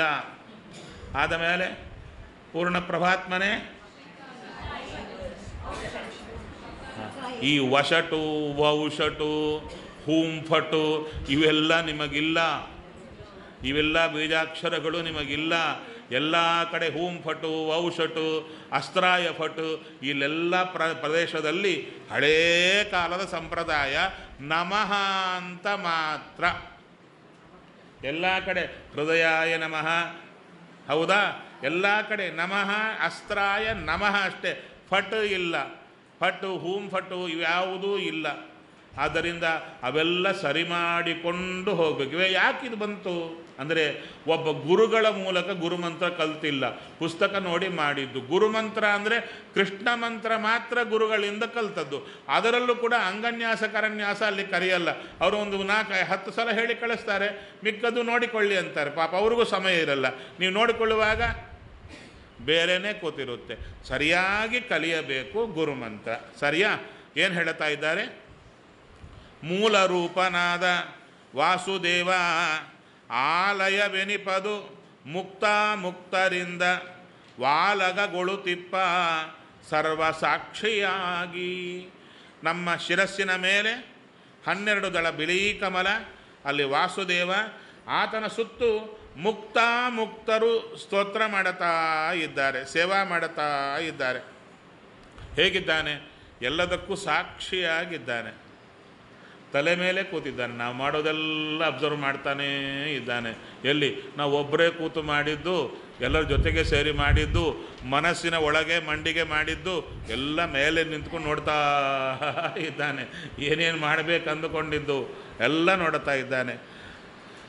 ಸರ್ವ ಸಾಕ್ಷಿಯಾಗಿ. ಸರಿ, ಇಷ್ಟು ಹೇಳಿದ ಕೂಡಲೇ ತಲೆಯಲ್ಲಿ ಶುರುವಾಗುತ್ತೆ. ಇದ್ದಾನೋ ಇಲ್ಲೋ, ಇವರೇನೋ ಇದ್ದಾನೆ ಅಂತ ಹೇಳ್ತಾರೆ. ಆ ದೇವರು ತಲೆ ಮೇಲೆ ಇದ್ದಾನೋ ಇಲ್ವೋ ಅದಕ್ಕಂದರು. ಆ ಇದ್ದಾನೋ ಇಲ್ವೋ ಅಂತ ಡೌಟ್ ಬರೋದನ್ನು ಬಾಲಮತಿ, ಹುಡುಗ ಬುದ್ಧಿ ಅಂದರು. ಬಾಲಮತಿಯ ಬಿಟ್ಟು ಹುಡುಗ ಬುದ್ಧಿ ಬಿಡಿ ಅಂದರು. ಅಲ್ರಿ, ನಾವೇನು ಹುಡುಗರಲ್ಲ. ಅದಕ್ಕೆ ದೊಡ್ಡವರಾದ ಮೇಲೆ ಹುಡುಗರಿದ್ದರೆ ಬಾಲಮತಿ ಅಂತ ಕರೆಯೋದು. ಹುಡುಗರಿದ್ದಾಗ ಹುಡುಗ ಬುದ್ಧಿ ಇದ್ದರೆ ಅದನ್ನು ಹುಡುಗ ಬುದ್ಧಿ ಅಂತ ಕರೀತಾರಾ? ಇಲ್ಲ, ದೊಡ್ಡವರಾದ ಮೇಲೆ ಇನ್ನು ಬೆಳೆಯದೇ ಇದ್ದರೆ ಹುಡುಗ ಬುದ್ಧಿ ಅಂತ ಕರೆಯೋದು. ಅದಕ್ಕೆ ಬಾಲಮತಿಯ ಬಿಟ್ಟು ಹೇಗೆ ತಿಳಿಬೇಕು? ಗುರುಮುಖದಿಂದ ತಿಳಿದು. ಗುರು ಅಂದರೆ ಯಾರು ಅಂದರೆ ಯಾವುದಿರುತ್ತೋ ಅದನ್ನು ನಿತ್ಯ ಅಭ್ಯಾಸ ಮಾಡುತ್ತಾ ಇರ್ತಾರೋ ಅವರು ಗುರುಗಳು. ಸಬ್ಜೆಕ್ಟೇ ಗೊತ್ತಿಲ್ಲ, ಇಲಿ ಹೇಗಿರುತ್ತೆ ಅಂತ ಉಪನ್ಯಾಸ, ಇಲಿ ಹೇಗಿರುತ್ತೆ ಅಂತ ಉಪನ್ಯಾಸ. ಮಧ್ಯದಲ್ಲಿ ಒಂದು ಇಲಿ ಬಂತು, ಎಲ್ಲರಿಗೂ ಗೊತ್ತಾಗಿತ್ತು, ಹೇಳೋರಿಗೆ ಗೊತ್ತಾಗಿಲ್ಲ. ಅದೇನು ಅಂತ ಕೇಳಿದರು. ನೀವು ಹೇಳಿದ್ದೆ ಅಂದರು. ಹೌದಲ್ಲವೋ? ಅಂದರೆ ಹೇಳುವವರಿಗೆ ಸ್ವಲ್ಪ ಥರ ಅಭ್ಯಾಸ ಇರಬೇಕು, ಇಲ್ಲದಿದ್ದರೆ ಟೇಪ್ ರಿಕಾರ್ಡರ್ ಥರ ಆಗುತ್ತೆ. ಇಷ್ಟು ನೋಡಿಕೊಳ್ಳಿ ಅಂದರು. ಯಾವ ಮಾತಿನಿಂದ, ಯಾರ ಮಾತಿನಿಂದ ನಮ್ಮೊಳಗೆ ಅನುಷ್ಠಾನ ಮಾಡಲೇಬೇಕು ಅಂತ ಕೇಳಿದ ಕೂಡಲೇ ಆಸೆ ಬರ್ತಾ ಇದೆಯಾ, ಅವರು ಅನುಷ್ಠಾನ ಮಾಡ್ತಿದ್ದಾರೆ ಅಂತ ಲೆಕ್ಕ. ಯಾರ ಮಾತು ಕೇಳಿದ ಮೇಲೆ ನಮಗೆ ಟೇಪ್ ರಿಕಾರ್ಡರ್ ಥರ ತುಂಬ ಕೇಳಲಿಕ್ಕೆ ಚೆನ್ನಾಗಿದೆ ಅಂತ ಅನಿಸುತ್ತಾ, ಅಂದರೆ ಆ ಅಧಿಷ್ಠಾನದಲ್ಲಿ ಅನುಷ್ಠಾನ ಇಲ್ಲ ಅಂತ ಡಿಸೈಡ್ ಮಾಡಬೇಡಿ. ನಮ್ಮದು ಸ್ವಲ್ಪ ರಿಪೇರ್ ಇರ್ಬೋದು, ನಮ್ಮ ರಿಪೇರಿಂದಲೂ ಹಾಗೆ ಬರ್ಬೋದು. ಆದರೆ ಸಾಮಾನ್ಯವಾಗಿ ಏನು ಅಂದರೆ ಅಧಿಷ್ಠಾನದಲ್ಲಿ ಹೇಳಿದ್ದು ಅನುಷ್ಠಾನಕ್ಕಿಂತ ಖಚಿತವಾಗಿ ಕೂತದ್ದವರ ಮೇಲೆ ಪ್ರಭಾವ ಬೀಳುತ್ತೆ ಅಂತ ಹೇಳ್ತಾ ಇದ್ದಾರೆ. ನಂತರ ಬಾಲಮತಿಯ ಬಿಟ್ಟು ಗುರುಮುಖದಿಂದ ತಿಳಿದು ಕಾಲ ಕಾಲಕ್ಕೆ ತಿಳಿ ಸ್ವಪರ ದೇಹದಲ್ಲಿ. ಇದು ಮುಖ್ಯ ಅಂದರು. ಬೆಳಿಗ್ಗೆದ್ದು ನಮ್ಮ ತಲೆ ಮೇಲೆ ವಿಶೇಷವಾಗಿ ಆ 12 ದಳದ ಬಿಳಿ ಕಮಲ, ಅಲ್ಲಿ ವಾಸುದೇವನಿಗೆ ಒಂದು ನಮಸ್ಕಾರ ಮಾಡಿ. ಸುಮ್ಮನೆ ಇದ್ದಾನಂತೆ, ನಾಳೆ ಬೆಳಿಗ್ಗೆ ಬಂದ್ರಿ, ತಲೆ ಮೇಲೆ ಎಷ್ಟು ದಳ ಕಮಲ? 12 ದಳ ಕಮಲ. ಯಾರಿದ್ದಾರೆ? ವಾಸುದೇವ. ಎಸ್, ಸ್ಯಾಂಕ್ಷನ್, ನಿಮಗೆ 100 ಮಾರ್ಕ್. ಅದಕ್ಕೆ ಉಪಯೋಗ ಇಲ್ಲ. ಬೆಳಿಗ್ಗೆ ನೀವೇ ಎದ್ದು, ಬೆಳಿಗ್ಗೆ ಮಾತ್ರ ಅಲ್ಲ, ಯಾವಾಗ ತಲೆಗೆ ಬಂದರೆ ಆವಾಗ ಕಣ್ಣು ಮುಚ್ಚಿದರೆ ಮೇಲೆ ಕೂತಿರ್ತಾನೆ. ಅವನಿಗೊಂದು ನಮಸ್ಕಾರ ಮಾಡಿದರೆ ಆಯ್ತಲ್ಲ. ಹೌದಾ? ಪಕ್ಕ ಮನೆಯವ್ರು ಇರ್ತಾರಪ್ಪ, ಬೆಳಿಗ್ಗೆ ಎದ್ದುಕೊಳ್ಳಿ, ಏನು ರೀ ಚೆನ್ನಾಗಿದ್ದೀರಾ ಅಂತ ಮಾತಾಡ್ತೀರಿ. ಹೌದಾ? ಮಧ್ಯೆ ಮಧ್ಯೆ ಎದುರು ಬೀಳ್ತಾರೆ, ಬೀಳಲ್ವಾ? ಬಿದ್ದಾಗ ನಗುತ್ತೀರೋ, ಸೀರಿಯಸ್ ಆಗಿ ಹೊಟ್ಟೋಗ್ತಿರೋ? ಅಲ್ಲ, ಬೆಳಿಗ್ಗೆ ಕಾಣಿಸಿದ್ದಾರೆ, ನಕ್ಕು ಮಾತಾಡಬೇಕಾದ ವಿಷಯ ಏನೂ ಇಲ್ಲ, ಅಲ್ಲಿ ಸುಮ್ಮನೆ ಎದುರು ಬೀಳ್ತಾ ಇದ್ದಾರೆ. ಕರ್ಟಸಿ ಸೇಕ್ ಸ್ವಲ್ಪ ಆದರೂ ಮುಖದಲ್ಲಿ ನಗು ಇಟ್ಕೊಂಡು ಮುಂದಕ್ಕೆ ಹೋಗ್ತಿರೋ, ಸೀರಿಯಸ್ ಆಗಿ ಹೊಟ್ಟೋಗ್ತಿರೋ? ಚೂರು ನಗು ಮುಖ ಇಡ್ತೀರಲ್ವ? ಅದೇ ಅಂದರು, ಪಕ್ಕದವ್ರ ಮೇಲೆ ಅಷ್ಟು ಕರ್ಟಸಿ ನೋಡಿಸ್ತೀರಾ, ನಿಮ್ಮನ್ನು ಕಾಯಲಿಕ್ಕೆ ಕೂತ ದೇವರ ಕಡೆ ನೋಡಲಿಕ್ಕೆ ಏನಪ್ಪ ನಿಮಗೆ? ನಾವೊಬ್ಬರೇ ಇರ್ತೀವಿ, ಇದಕ್ಕೆಲ್ಲ ಬೇರೆ 10 ಜನ ಬೇಕಾಗಿಲ್ಲ. ನಾವೊಬ್ಬರೇ ಇದ್ದರೆ ಸಾಕು. ಅವನಂತೂ ಒಬ್ಬನೇ ಕೂತಿದ್ದಾನೆ, ನಮಗಾಗಿ ಕೂತಿದ್ದಾನೆ. ನಾವು ನೋಡೋದೊಂದೇ, ಅವನೇ ನಮ್ಮ ಕಡೆ ನೋಡ್ತಾ ಇದ್ದಾನೆ, ನಾವೇ ಅವನ ಕಡೆ ನೋಡ್ತಾ ಇಲ್ಲ. ಅದಕ್ಕೆ ಅವನ ಕಡೆ ನೋಡಿ ಸಾಧ್ಯ ಆದಾಗೆಲ್ಲ ವಾಸುದೇವ ಅಂತ ಸ್ಮರಣೆ ಮಾಡಿ. ಎಲ್ಲಿ? ನಿಮ್ಮ ತಲೆ ಮೇಲೆ ವಾಸುದೇವ ಅಂತ ಸ್ಮರಣೆ ಮಾಡಿ. ಯಾವಾಗ ನಿಮಗೆ ಮೈಲಿಗೆ ಆಗಿದೆ ಅಂತ ಮನಸ್ಸಿಗೆ ಬರುತ್ತೋ, ಮೈಲಿಗೆ ಆಗಿದೆ ಅಂತ ಮನಸ್ಸಿಗೆ ಬರುತ್ತೋ, ಮಡಿ ಆಗಬೇಕಲ್ಲ. ಮಡಿ ಆಗಲಿ ಎಷ್ಟು ಸಲ ಮಾಡ್ತೀವಿ ಸ್ನಾನ? ಅಲ್ಲ, ಮಡಿ ಆಗಬೇಕಂದಾಗೆಲ್ಲ ನೀವು ಮೈಲಿಗೆ ಆದಾಗೆಲ್ಲ ಸ್ನಾನ ಅಂತ ಹೇಳಿದರೆ ಹೇಳ, ನೋಡಬಾರದವರು ನೋಡಿದರೆ ಒಂದು ಮೈಲಿಗೆ ಮತ್ತು ಸ್ನಾನ ಎಷ್ಟು ಸಲ ಮಾಡ್ತೀರಾ? ಅದಕ್ಕೆ ದೇವರ ನೆನಪೇ ಗಂಗಾ ಸ್ನಾನ. ಎಷ್ಟು ಸಲ ಮಾಡಬೇಕೋ ಅಷ್ಟು ಮಿನಿಮಮ್ ಮಾಡೋಣ ಸ್ನಾನ. ಮಡಿ ಊಟ ಮಾಡೋ ಕಾಲಕ್ಕೆ ಯಾವಾಗ ಮಾಡಬೇಕೋ ಅಷ್ಟಾಗಲಿ. ಆದರೆ ಮಿಕ್ಕ ಕಾಲಕ್ಕೆಲ್ಲ ಸುಮ್ಮನೆ ಕಾಗೆಯಂತೆ ನೀರಲ್ಲಿ ಮುಳುಗಿರೋಕ್ಕಿಂತ ದೇವರನ್ನು ನೆನೆದರೆ ನಿಜವಾದ ಸ್ನಾನ. ಹೌದೋ? ಮಡಿ ಹಾಕ್ತೀವಿ, ಆವಾಗ ತಲೆಯ ಮೇಲಿರುವ ವಾಸುದೇವರನ್ನು ಗಟ್ಟಿಯಾಗಿ ಆತನ ಕಾಲು ಹಿಡಿದು ನಮಸ್ಕಾರ ಮಾಡಿದರೆ ಆಯ್ತಲ್ಲಪ್ಪ, ಶುದ್ಧ ಸ್ನಾನ ಆಯಿತು. ಬೆಳಿಗ್ಗೆ ಸ್ನಾನ ಮಾಡಿ ವಾಸುದೇವನ ಪಾದ ಹಿಡೀರಿ, ಗಟ್ಟಿಯಾಗಿ ಹಿಡಿದು ನಮಸ್ಕಾರ ಮನಸ್ಸಿಂದ ಹಿಡಿಬೋದಲ್ಲ. ನಮ್ಮ ತಲೆ ಮೇಲೆ ಕಮಲ, ಕಮಲದಲ್ಲಿ ವಾಸುದೇವ, ವಾಸುದೇವನ ಪಾದ ಮನಸ್ಸಲ್ಲಿ ಹಿಡಿದು ನಮಸ್ಕಾರ ಮಾಡ್ಬೋದಾ? ಯಾಕೋ ಸೈಲೆಂಟ್ ಆಗಿದ್ದೀರ? ಮಾಡ್ಬೋದು. ಮಾಡ್ತೀರಾ? 3 ಹೊತ್ತು ಮಾಡಿ, 3 ಹೊತ್ತು ಮಾಡಿ. ಹಾಗೆ ಒಳಗಿನೆಲ್ಲ ದೇವರ ರೂಪಗಳು ಹೇಳ್ತಾರೆ, ಆ ಪಟ್ಟಿಯೆಲ್ಲ ಚಿಂತನೆ ಮಾಡಿದರೆ ಆಯ್ತಲ್ವ? ಅಷ್ಟೇ ಹೇಳಿದ್ದು, ಏನು ಹೆಚ್ಚೇನು ಹೇಳಿಲ್ಲ ಅಲ್ವಾ? ನನಗೆ ಹೇಳಲಿಕ್ಕೆ ಟೈಮ್ ಹಿಡಿತಾ ಇದೆ, ನಿಮ್ಮ ತಲೆಗೆ ಇಂಜೆಕ್ಟ್ ಮಾಡಲಿಕ್ಕೆ ಟೈಮ್ ಹಿಡಿತಾ ಇದೆ. ಇಂಜೆಕ್ಟ್ ಆದರೆ ನೀವು ನೆನೀಲಿಕ್ಕೆ ಇಷ್ಟು ಟೈಮ್ ಬೇಕಾಗಿಲ್ಲ, ವಿತಿನ್ ಫ್ರ್ಯಾಕ್ಷನ್ ಆಫ್ ಸೆಕೆಂಡ್ಸ್ ಫಾಸ್ಟಾಗಿ ಹೋಗ್ಬೋದು. ಹೌದಲ್ವೋ? ಸರಿ, ಮುಂದೆ ಹೇಳುತ್ತಾರೆ, ಎಲ್ಲಿ ತಿಳಿಬೇಕು? ನಮ್ಮ ತಲೆ ಮೇಲೆ ನಮಸ್ಕಾರ ಮಾಡಿದ್ವು, ಎದುರಿಗಿದ್ದಾರೆ, ಅವ್ರ ತಲೆ ಮೇಲೂ ನಿಮ್ಮ ಮೇಲೆ ಇಲ್ವಾ? ಇದ್ದಾರೆ, ನಿಮ್ಮ ಮೇಲೆ ಇದ್ದಾರೆ, ಪಕ್ಕದವ್ರ ಮೇಲೆ ಇದ್ದಾರೆ. ಅದನ್ನು ಹೇಳ್ತಾರೆ, ಕಾಲ ಕಾಲಕ್ಕೆ ತಿಳಿ. ಕಾಲ ಕಾಲಕ್ಕೆ ತಿಳಿ ಎಲ್ಲಿ? ಸ್ವಪರ ದೇಹದಲ್ಲಿ. ನಿಮ್ಮಲ್ಲಿ ತಿಳಿರಿ, ಇನ್ನೊಂದು ಕಡೆ ತೇರಿರಿ. ಕಾಲ ಕಾಲಕ್ಕೆ ಅಂದರೆ ಎಷ್ಟು ಕಾಲಕ್ಕೆ? ಯಾವಾಗಲೂ ಅಂದ್ರೆ ಬೇರೆ ಕೆಲಸ ಇರುತ್ತಲ್ಲ, ಆವಾಗ ಅಂತಂದು ಯಾವಾಗ ಯಾವಾಗ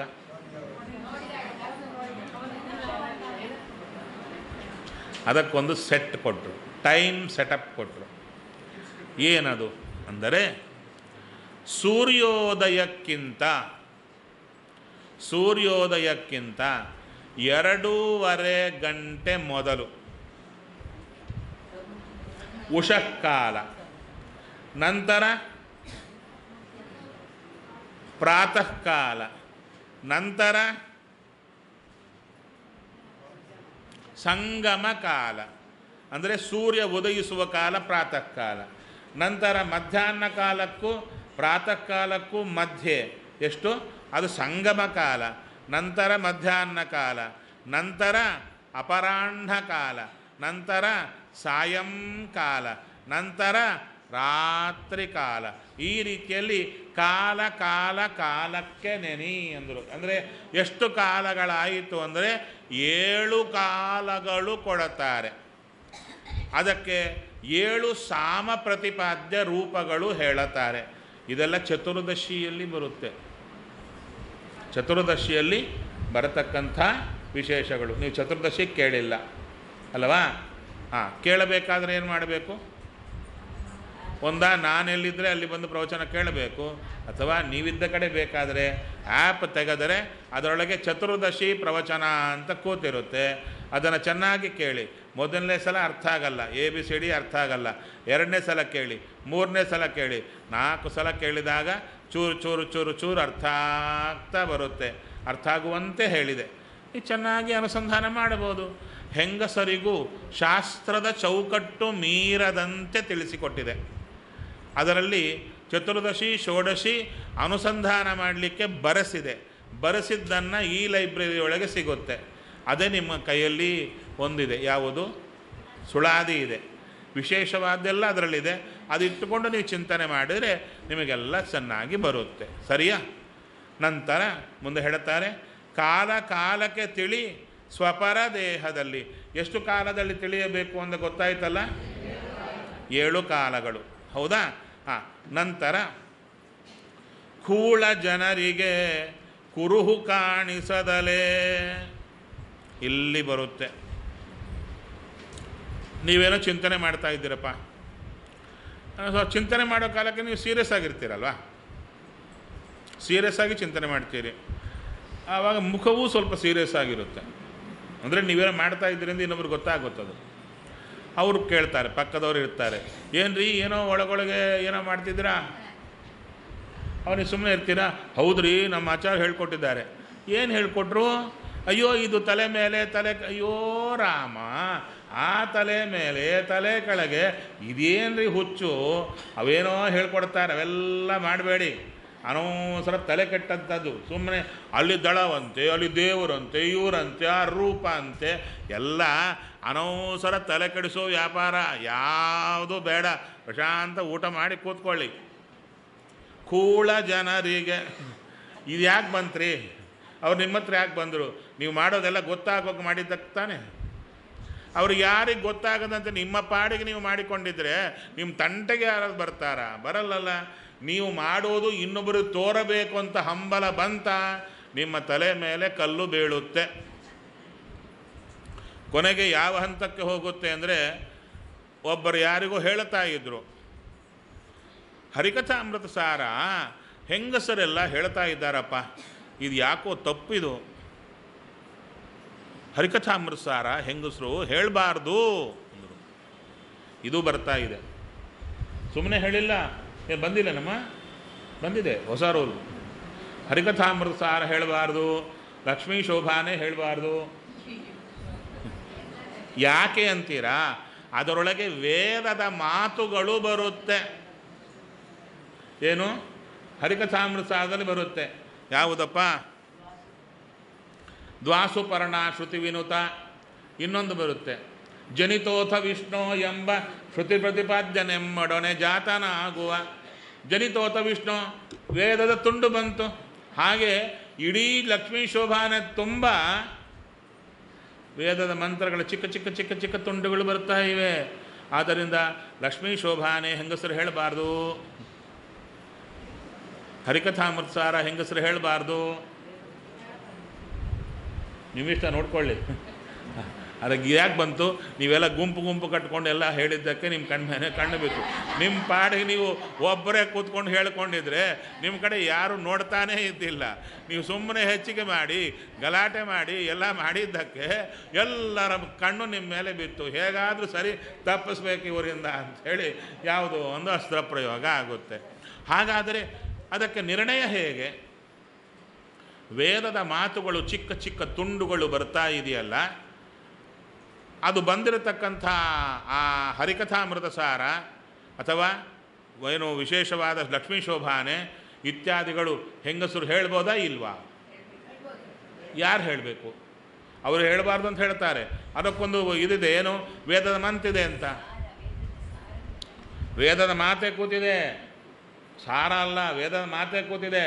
ಅದಕ್ಕೆ ನೀವು ಮುಟ್ಟಬಾರ್ದು ಅಂದರೆ ಸೈಲೆಂಟಾಗಿರಬೇಕು. ಅದಕ್ಕೆ ಹೇಳಿದರು, ಹೇಳಬೇಕಾಗಿದ್ಯಾರು? ಬರೆದವರು. ಬರೆದವರೇ ಹೇಳುತ್ತಾರೆ.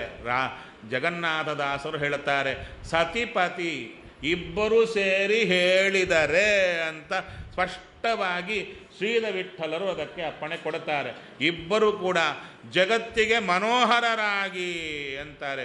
ಇಬ್ಬರು ಹೇಳುವ ಸಂಪ್ರದಾಯ ಜಗನ್ನಾಥದಾಸರೇ ಗ್ರಂಥ ಬರೆದವರೇ ಹಾಕಿಕೊಟ್ಟದ್ದರಿಂದ ನಾವು ಬಂದು ಮಧ್ಯದಲ್ಲಿ ಒಗ್ಗರಣೆ ಕೊಡಲಿಕ್ಕಿಲ್ಲ. ಹಾಗೆ ಲಕ್ಷ್ಮೀ ಶೋಭಾನೆ ಯಾರು ಹೇಳಬೇಕು ಎಂಬುದನ್ನು ಯಾರು ವಾದಿರಾಜರೇ ಹೇಳಿದರು. ಹೌದಾ? ಯಾರು? ಹೆಣ್ಣು ಮಕ್ಕಳು ಹೇಳಬೇಕು ಅಂತ ಹೇಳಿದ್ರಪ್ಪ. ಹೌದು ತಾನೆ? ಆದ್ದರಿಂದ ಯಾರು ಹೇಳಿದ್ದಾರೆ ಅವರು ಹೇಳಿದ್ದಾರೆ, ಯಾರು ಹೇಳಬೇಕು ಅವ್ರು ಹೇಳ್ತಾನೆ ಇದ್ದೀರಾ. ಗಲಾಟೆ ಜಾಸ್ತಿ ಮಾಡಿದ್ದಕ್ಕೆ ನಿಮ್ಮ ಮೇಲೆ ಖಡ್ಗ ಪ್ರಹಾರ ಆಗ್ತಾ ಇದೆ. ಆದ್ದರಿಂದ ಸೈಲೆಂಟಾಗಿ ನಿಮ್ಮ ಪಾಡಿಗೆ ನೀವು ಮಾಡಿಕೊಂಡ್ರೆ ಯಾರೂ ನಿಮ್ಮ ತಂಟೆಗೆ ಬರೋರು ಇಲ್ಲ. ಸರಿ, ಮುಂದೆ ಹೇಳ್ತಾರೆ, ಕೂಳ ಜನರಿಗೆ ಕುರುಹು ಕಾಣಿಸದಲೇ ವ್ಯಾಳಕ್ಕೆ ಪರಮ ಭಕುತಿಯಿಂದ ಶೀಲಮೂರುತಿಯ ಧೇನಿಸಿ. ವ್ಯಾಳಕ್ಕೆ ಪರಮ ಭಕುತಿಯಿಂದ ಹೇಳಿದೆ 7 ಸಲ, ಮಿನಿಮಮ್ 7 ಸಲ ವೇಳೆಗೆ. ಅದಕ್ಕೆ ಪಂಚಪರ್ವ ಅಂತ ಕರೆದರು, ಅಥವಾ ಸಪ್ತಪರ್ವ. ಪಂಚಪರ್ವ ಅಂದರೆ 5 ಕಾಲ ಅಥವಾ 7 ಕಾಲ. ಕಂಪಲ್ಸರಿಯಾಗಿ ಆ 7 ಕಾಲದಲ್ಲಿ ವಿರಾಟ್ ರೂಪವನ್ನು ಸ್ಮರಣೆ ಮಾಡಬೇಕು. ಅದನ್ನು ಹೇಳ್ತಾ ಇದ್ದಾರೆ, ಶೀಲಮೂರುತಿಯ ಧೇನಿಸಿ. ಹೇಳ್ತಾರೆ ಪರಮ ಭಕುತಿಯಿಂದ. ಯಾವ ಮೂರ್ತಿ? ಶೀಲಮೂರುತಿ. ಏನು ಶೀಲಮೂರುತಿ ಅಂತ ಹೇಳ್ತಾರೆ? ಅವನು ಶೀಲಮೂರುತಿ, ಅವನೊಳಗಿರತಕ್ಕಂಥದ್ದೆಲ್ಲ ಅವನ ಶೀಲ. ಅಂದರೆ ನೋಡಿ, ಅವನ ಸ್ವಭಾವ ಶೀಲ. ನಮ್ಮದು ಹಾಗಲ್ಲ. ಇವತ್ತು ಬಹಳ ಒಳ್ಳೆಯವರು, ನಾಳೆ ನಮಗೇ ಡೌಟ್ ಇರುತ್ತೆ. ಒಂದು ವೇಳೆ ನಮಗೆ ನಾವೇ ಮಾತು ಕೊಟ್ಟರೆ ನಾವೇ ನಂಬಲ್ಲ. ಒಂದು ವೇಳೆ ನಮಗೆ ನಾವೇ ಮಾತು ಕೊಟ್ಟರೆ ಎಸ್ ಐ ವಿಲ್ ಡೂ ಅಂತ, ಯಾರಿಗೋ ಮಾತು ಕೊಟ್ಟು ಪಕ್ಕದವ್ರು ಕೇಳಿದರು, ನಿಜವಾಗಿ ಮಾಡ್ತೀರಿ ಏನ್ರಿ? ಏನೋ ಗೊತ್ತಿಲ್ಲ, ಡೌಟೇ ಹೇಳಿದ್ದೀನಿ ಅಷ್ಟೇ. ಯಾಕೆ ಮಾಡ್ತೀವೋ ಇಲ್ಲೋ ಅಂತ ನಮಗೆ ಡೌಟ್ ಇರುತ್ತೆ. ಹೌದಾ? ದೇವರು ಹಾಗಲ್ಲ. ದೇವರ ಸ್ವರೂಪಕ್ಕೆ ಹತ್ತಿದ್ದು ಎಲ್ಲವೂ ಕೂಡ. ನಮ್ಮದು ಹಾಗಲ್ಲ. ಲಿಂಗದೇಹದ ಹೊರಭಾಗದ ಚೇಷ್ಟೆಗಳೆಲ್ಲ ಇದು. ಒಂದೊಂದು ಸಲ ಒಂದೊಂದು ರೀತಿ ಇರುತ್ತೆ. ಆದ್ದರಿಂದ ನಾವು ಶೀಲಮೂರುತಿಗಳಲ್ಲ, ಅವನು ಶೀಲಮೂರುತಿ, ಸತ್ಯ ಸಂಕಲ್ಪ. ಅದಕ್ಕೆ ಶೀಲಮೂರುತಿಯ ಧೇನಿಸಿ ನೀನಿತ್ತ ಸ್ಥೂಲ ರಸವನ್ನು ಸ್ವೀಕರಿಸು ಎಂದು. ಎಲ್ಲೆಲ್ಲಿ ಚಿಂತನೆ ಮಾಡಬೇಕು ಈ ವಿರಾಟ್ ರೂಪ? ನಮ್ಮ ಸುತ್ತು, ಎಲ್ಲರ ಸುತ್ತು. ಯಾವ ಪ್ರತಿಮಾ ಇಟ್ಟುಕೊಳ್ತೀವೋ ಪ್ರತಿಮಾ ಸುತ್ತು. ಎಲ್ಲೆಲ್ಲಿ? ಎಲ್ಲ ಕಡೆ. ಇಡೀ ಜಗತ್ತಿನ ಪ್ರತಿಯೊಂದು ಸ್ಥೂಲ ವಸ್ತು ಏನೇನಿದೆ, ಸೂಕ್ಷ್ಮ ವಸ್ತು ಏನಿದೆ, ಎಲ್ಲವನ್ನ ವಿರಾಟ್ ರೂಪದಿಂದ ಭಗವಂತನೇ ಧಾರಣೆ ಮಾಡಿದ್ದಾನೆ. ಎಲ್ಲರನ್ನೂ ಧಾರಣೆ ಮಾಡಿದ್ದಾನೆ, ಎಲ್ಲವನ್ನೂ ಧಾರಣೆ ಮಾಡಿದ್ದಾನೆ. ಜಡವನ್ನು ಧಾರಣೆ ಮಾಡಿದ್ದಾನೆ, ಚೇತನವನ್ನು ಧಾರಣೆ ಮಾಡಿದ್ದಾನೆ. ಅದಕ್ಕೆ ಹೇಳ್ತಾರೆ, ಅಲ್ಲಲ್ಲಿ ಭಗವಂತನನ್ನು ನೀನಿತ್ತ ಸ್ಥೂಲ ರಸವನ್ನು ಸ್ವೀಕರಿಸು ಎಂದು. ನಿಮ್ಮವರೆಗೂ ಬರಬೇಕಾದರೆ ಬೆಳಿಗ್ಗೆ ಎದ್ದಿರ, ಎದ್ದು ಕೊಳ್ಳೆ ಮೊಮ್ಮಗ ಬಂದ, ಸ್ನಾನ ಹಾಕಿಸ್ಬೇಕು ಅಂತೇಳಿ ಮಗ ಬಂದ. ನಿಮಗ ಅಲ್ಲಿಗೆ ದೇವ್ರ ಪೂಜೆ ಆಗಬೇಕು, ಗುರುಮಂತ್ರ ಆಗಬೇಕು, ಇನ್ನೊಂದು ಆಗಬೇಕು, ಮತ್ತೊಂದು ಆಗಬೇಕು. ಸ್ವಲ್ಪ ಅಲ್ಲಿರು, ಬಿದ್ದಿರು, ನಂದೆಲ್ಲ ಮುಗಿಸ್ಕೊಂಡು ಬರ್ತೀನಿ. ಯಾಕೆ ಮೊದಲು ಅವನ ಕರೆದು, ಅಥವಾ ಅವನು ಹೇಳಲಿಕ್ಕೆ ಮುಂಚೆ ಎಲ್ಲ ಮುಗಿಸಿ. ಅವರು ಹೇಳಲಿಕ್ಕೆ ಮೊದಲೇ ನಾವು ಎದ್ದಿದ್ರೆ ನಮ್ಮದೆಲ್ಲ ಮುಗಿದೋಗುತ್ತೆ. ಅವರ ಸಮಾನವಾಗಿ ಎದ್ದರೆ ಏನೂ ಆಗಲ್ಲ ಅಲ್ಲವಾ? ಅವ್ರು ಎದ್ದ ಮೇಲೂ ಅವ್ರು ಸಮಾನವಾಗೋ ನಾವು ಎದ್ದರೆ ನಮ್ದು ಏನೂ ಆಗಲ್ಲ. ಮೊದಲೇ ಎದ್ದರೆ ಸ್ವಲ್ಪ ನಮ್ಮದೆಲ್ಲ ಮುಗಿದಿರುತ್ತೆ. ಅವನ ಬ್ಯಾಟಿಂಗ್ ರೆಡಿಯಾಗಿರ್ಬೋದು, ಅವ್ರೇನು ಕೇಳಿದರೆ ಮಾಡ್ಬೋದು. ಸರಿಯಪ್ಪ, ಎದ್ದು ಕೊಳ್ಳೆ ಬಂದ, ಸ್ನಾನಕ್ಕೆ ಹಾಕು ಅಂದ, ಕೂಡಿಸಿ ಒಂದು ತಂಬಿಗೆ ನೀರು ಹಾಕೋ ಕಾಲಕ್ಕೆ ವಿರಾಟ್ ರೂಪಿಗೆ ಅಭಿಷೇಕ. ಎಷ್ಟು ಪುಣ್ಯ ಬಂತರಿ, ಹೌದಾ? ಅವನು ಏನೋ ನಿಕ್ಕರ್ ಹಾಕಬೇಕು, ಶರ್ಟ್ ಹಾಕಬೇಕು, ಏನೋ ಆ ಸುತ್ತಿರೋ ಸ್ವಾಮಿ ಏನು ಬಯಸಿರ್ತಾನೆ ವಸ್ತ್ರ, ಅವನಿಗೆ ಹಾಕಿ ಅಲ್ಲಿ ನೋಡಿ ಆನಂದ ಪಡಿ, ಸ್ವಾಮಿ ಎಷ್ಟು ಚೆನ್ನಾಗಿದ್ದಾನಯ್ಯ. ಹೌದು, ಅವನು ಪೌಡರ್ ಹಚ್ಚಿ ಸುಗಂಧ ಲೇಪ ಮಾಡಿ, ಹೌದು, ಫಲಾರ ಕೊಡಿ ಮಾಡಿರ್ತೀರ, ಬಿಸಿ ಬಿಸಿ ಮಾಡಿರ್ತೀರ, ಕೃಷ್ಣಾರ್ಪಣ ಅನ್ನಿ ಆದಮೇಲೆ ಕೂಸಿಗೆ ಕೊಡಿ. ಕೊಡೋ ಕಾಲಕ್ಕೆ ಅಲ್ಲಿರೋ ದೇವರಿಗೆ ಕೊಡಿ. ಆ ಕೊಡುವ ಕಾಲಕ್ಕೆ ವ್ಯಾಳೆಗೆ ಕೊಡೋ ಕಾಲಕ್ಕೆ, ಆ ಕೊಡೋ ಕಾಲಕ್ಕೆ ನಾ ಕೊಟ್ಟೆ ನೀ ತಗೊಂಡು ಬೇಡ, ನೀನಿತ್ತ ಸ್ಥೂಲ ರಸವನ್ನು ಸ್ವೀಕರಿಸು ಎಂದು. ಸ್ವಾಮಿ, ನೀ ಕೊಟ್ಟದ್ದು ಇದು ಪದಾರ್ಥ, ನೀನೇ ಕೊಟ್ಟದ್ದು, ಈ ಶರೀರ ನೀನೇ ಕೊಟ್ಟದ್ದು, ಕೊಡೋ ಬುದ್ಧಿ ನೀನೇ ಕೊಟ್ಟದ್ದು, ತಗೊಳ್ಳಯ್ಯ ಅಂತ ದೇವರಿಗೆ ಕೊಟ್ಟರೆ ಹೇಳ್ತಾರೆ, ಸ್ವೀಕರಿಸು ಎಂದು ಲೋಲ ಮನಸ್ಸಿನಿಂದ ಬೇಡಿಕೊಳ್ಳಲು. ಚೂರು ತಿನ್ನೋ, ಯಾರನ್ನ ಮಗನಿಗೆ ಕೇಳ್ತಾ ಇದ್ದೀನಿ, ಚೂರು ತಿನ್ನಪ್ಪ ಅಂಥೇಳಿ. ಅವನು ಬೇಡ ಅಂತಿರ್ತಾನೆ. ಆ ಕೇಳೋ ಕಾಲಕ್ಕೆ ಇಷ್ಟು ಕಾಲ ಮಗನೇ ಕೂತಿದ್ದ, ಮಗನಿಗೆ ಬಾಯಲ್ಲಿಡ್ತಾರೆ. ಈಗ ಕೃಷ್ಣ ಇದ್ದಾನೆ, ಆ ಮಗನಿಗೆ ಗೊತ್ತಾಗದೆ ಒಳಗಿರುವ ಜಗತ್ತಿನ ಮಗ ಸ್ವಾಮಿ, ಅವನನ್ನು ಕೇಳ್ತಾ ಹೋಗ್ರಿ, ನಿಮ್ಮ ಗಂಟೆ ನೋಯಿತು. ಆ ಕೃಷ್ಣನ ನೋಡ್ರಿ, ಇಷ್ಟು ಕಾಲ ಇವರನ್ನು ನೋಡಿ ನೋಡಿ ನೋಡಿ ನೋಡಿ ಕಣ್ಣೆಲ್ಲ ಸ್ಪೆಟ್ಸ್ ಬಂದುಬಿಟ್ಟಿದೆ, ಹೌದಾ? ಇನ್ನಾದರೂ ಸ್ವಾಮಿನ ನೋಡ್ಲಿಕ್ಕೆ ನೋಡೋಣ, ಮೂರು ಸುತ್ತು ಇರೋವರಲ್ಲಿ ಆ ದೇವರನ್ನು ನೋಡಿದರೆ ಆಯ್ತಲ್ಲ. ಆ ರೀತಿಯಲ್ಲಿ ಆ ಭಗವಂತನಿಗೆ ಕೊಡೋಣ. ಇಲ್ಲಪ್ಪ, ಮನೆಯವರು ಬಂದರು, ಕೇಳಿದರು, ಏನ್ರಿ ನನಗೊಂದು kg ಹಾರ ಮಾಡಿಸ್ರಿ, ಬಂಗಾರದ್ದು.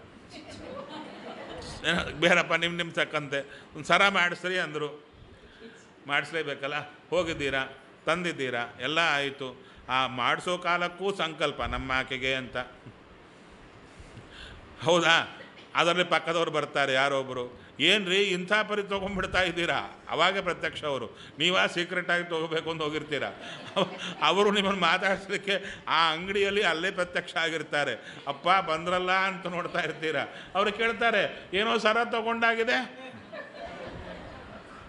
ಇಲ್ರಿ, ಅಯ್ಯೋ ನಮ್ಮ ಆಕೆ ಸುಮ್ಮನೆ ಕಾಟ ಕೊಡ್ತಾ ಇದ್ರೆ ಹೇಳೋದು, ಮೇಲೆ ಮಾತಲ್ಲಿ ಕವರ್ ಮಾಡಿ ಹೇಳೋದು, ನನಗೆ ತೊಗೋಬೇಕು ಅಂತಿಲ್ಲ, ಅವಳಿಗಾಗಿ ತೊಗೊತಾ ಇದ್ದೇನೆ ಅಂತ ಹೇಳಿ ಸಾಮಾನ್ಯ ನಡೀತಾ ಇರೋ ವ್ಯವಹಾರಗಳು, ಹೌದಾ? ಆ ತಂದ ಮೇಲೆ ತಂದು ಕೊರಳಲ್ಲಿ ಹಾಕಿ, ಚೆನ್ನಾಗಿದೆಯಾ, ಇಷ್ಟು ಕಾಲ ಮಾಡಿದ್ದದೆ, ಇವಾಗ ಬೇಡಪ್ಪ, ಚೂರು ಬದಲಾಯಿಸಿ ಅದೇ ಹಾರ ತಗೊಂಡು ಬನ್ನಿ. ತಂದ ಮೇಲೆ ಅಲ್ಲಿ ಸ್ವಾಮಿಯ ರೂಪದಲ್ಲೇ ಇದ್ದಾನೆ ಭಗವಂತ, ಅವನ ಕೊರಳಿಗೆ ಹಾರ ಹಾಕ್ತಾ ಇದ್ದೇನೆ ಅಂತ ಹಾಕಿಬಿಡಿ. ಅವಾಗೇನಾಗುತ್ತೆ, ಆಕೆಗೂ ತೃಪ್ತಿ. ಹಾಕಿದ್ದು ಯಾರಿಗೆ? ಶ್ರೀನಿವಾಸನಿಗೆ, ವಿರಾಟ್ ರೂಪಿಗೆ ಹಾಕಿದ್ದೀರಾ. ಮತ್ತು ಶ್ರೀನಿವಾಸನಾಗುತ್ತಾನೆ, ನನಗೆ ನನ್ನ ಕೊರಳಲ್ಲಿ ಹಾಕಿದೆಯೋ? ಅಲ್ಲಿ ಎಲ್ಲಿ ಬರುತ್ತೆ ಥಾಟ್ ಪ್ರಾಸೆಸ್ ಡಿಫರೆನ್ಸ್? ಇಷ್ಟೇ, ನೀವು ಮಾಡಿದ್ದೆಲ್ಲ ಒಂದೇ, ಹುಟ್ಟಿದ ಕಾಲಕ್ಕಿಂತ ಮಾಡಿದ್ದೇ ಮಾಡ್ತಾ ಇದ್ದೀರಾ. ಅದರೊಳಗೆ ಅವನನ್ನು ಸೇರಿಸ್ತಾ ಇದ್ದೀರಾ. ನಿಮ್ಮ ಸುತ್ತೇ ಇರುವ ಅವನ ಕುರಿತಾದ ಆಲೋಚನೆ ಸೇರಿದ ಕೂಡಲೇ ಎಲ್ಲ ಬದಲಾವಣೆ ಆಗ್ತಾ ಇದೆ. ಅವನನ್ನು ತೆಗೆದು ಬಿಟ್ಟರೆ ಎಲ್ಲ ಬದಲಾವಣೆ. ಪ್ರಾಣ ಇದ್ದರೆ, ಪ್ರಾಣ ಇಲ್ಲದಿದ್ದರೆ ಎಷ್ಟು ಬದಲಾವಣೆಯೋ ಅಷ್ಟೇ ಬದಲಾವಣೆ. ನಾವು ಸಾಧನೆ ಮಾಡ್ತಾ ಇದ್ದೀವಿ, ಹೌದಾ? ಮೆರವಣಿಗೆ ಬರ್ತಾ ಇದೆ, ಒಳ್ಳೆ ವಜ್ರ ವೈಢೂರ್ಯ ಹೂವು ಎಲ್ಲ ಡೆಕೋರೇಷನ್ ಚೆನ್ನಾಗಿದೆ, ಬ್ಯಾಂಡ್ ಬಾಜ ಭಾಳ ಚೆನ್ನಾಗಿದೆ. ಆದರೆ ಹತ್ತಿರಕ್ಕೆ ಹೋದವರೆಲ್ಲ ನೋಡ್ತಾರೆ, ಓಡೋಗ್ತಾರೆ ಅಪ್ಪ ಅಂತ. ಯಾಕೆ ಅಂದರು, ಎಲ್ಲ ಇದೆ, ಮೆರವಣಿಗೆ ಇದೆ, ವ್ಯಕ್ತಿ ಇದ್ದಾನೆ, ಆದರೆ ಪ್ರಾಣ ಒಂದಿಲ್ಲ. ಅವಾಗಂದ್ರು, ಪ್ರಾಣ ಕಟ್ಕೊಂಡು ಏನು ಮಾಡ್ತೀರಾ, ವಜ್ರ ಹಾಕಿದ್ದೀವಿ ನೋಡಿ. ನೀನು ವಜ್ರ ತೊಗೊಂಡು ಏನು ಮಾಡಬೇಕು, ಪ್ರಾಣವೇ ಇಲ್ಲ, ಹೆಣದ ಮೆರವಣಿಗೆ, ಓಡೋಗ್ತೀರಾ, ಮುಟ್ಲಿಕ್ಕೂ ಅಲ್ಲ, ನೋಡಲಿಕ್ಕೂ ಅಸಖ್ಯ. ಅದೇ ಪಕ್ಕದಲ್ಲಿ ಚಿಕ್ಕ ಜಟಕ ಗಾಡಿ ಮೇಲೆ ಇಲ್ಲ ರಿಕ್ಷಾದಲ್ಲಿ ಒಬ್ಬ ಬ್ರಾಹ್ಮಣನ ಯಾರೊಬ್ಬರು ಕೂಡಿಸಿ ಒಂದು ಹಾರ ಹಾಕಿ ತಪಟೆ ಬಾರಿಸ್ತಾ ಹೋಗ್ತಾನೆ, ಅದನ್ನು ನೋಡಿ ಆನಂದ ಪಡ್ತಾರೆ. ಹೌದಾ? ಇಷ್ಟು ಮೆರವಣಿಗೆ ಇದ್ದರೂ ಕೂಡ ಪ್ರಾಣ ಇಲ್ಲದಿದ್ದರೆ ಓಡಿ ಹೋಗ್ತಾರೆ, ಥೂ ಅಂತಾರೆ. ಹೌದಾ? ಹಾಗೆ ನಮ್ಮ ಸಾಧನೆ ನಡೀತಾ ಇರುತ್ತೆ. ಏನು ಭೀಕರವಾಗಿ ಪಕ್ಕದಲ್ಲಿದ್ದವರೆಲ್ಲ ಬಿದ್ದು ಹೋಗೋ ರೀತಿಯಲ್ಲಿ ಮಾಡ್ತಿರ್ತೀವಿ. ದೇವತೆಗಳು ಬರ್ತಾರಂತೆ ಮೇಲಿಂದ, ಇದೇನಪ್ಪ ಭಾಳ ಗ್ರ್ಯಾಂಡಾಗಿ ನಡೀತಾ ಇದೆ ಸಾಧನೆ ಅಂತ ನೋಡ್ತಾರಂತೆ. ಅದರೊಳಗೆ ದೇವರ ನೆನಪೇ ಇಲ್ಲದಿದ್ದರೆ ಥೂ ಹೆಣದ ಮೆರವಣಿಗೆ ಅಂತಾರೆ. ಹೌದು, ಮಾಡಲ್ವ ನಾವಾಗೆ? ನೋಡಿ, ವರಮಹಾಲಕ್ಷ್ಮಿ ಪೂಜಾ ಬೆಳಗ್ಗೆ ಶುರುವಾಗುತ್ತಾ ಮುಂದಿನ ದಿನ ಶುರುವಾಗುತ್ತೆ.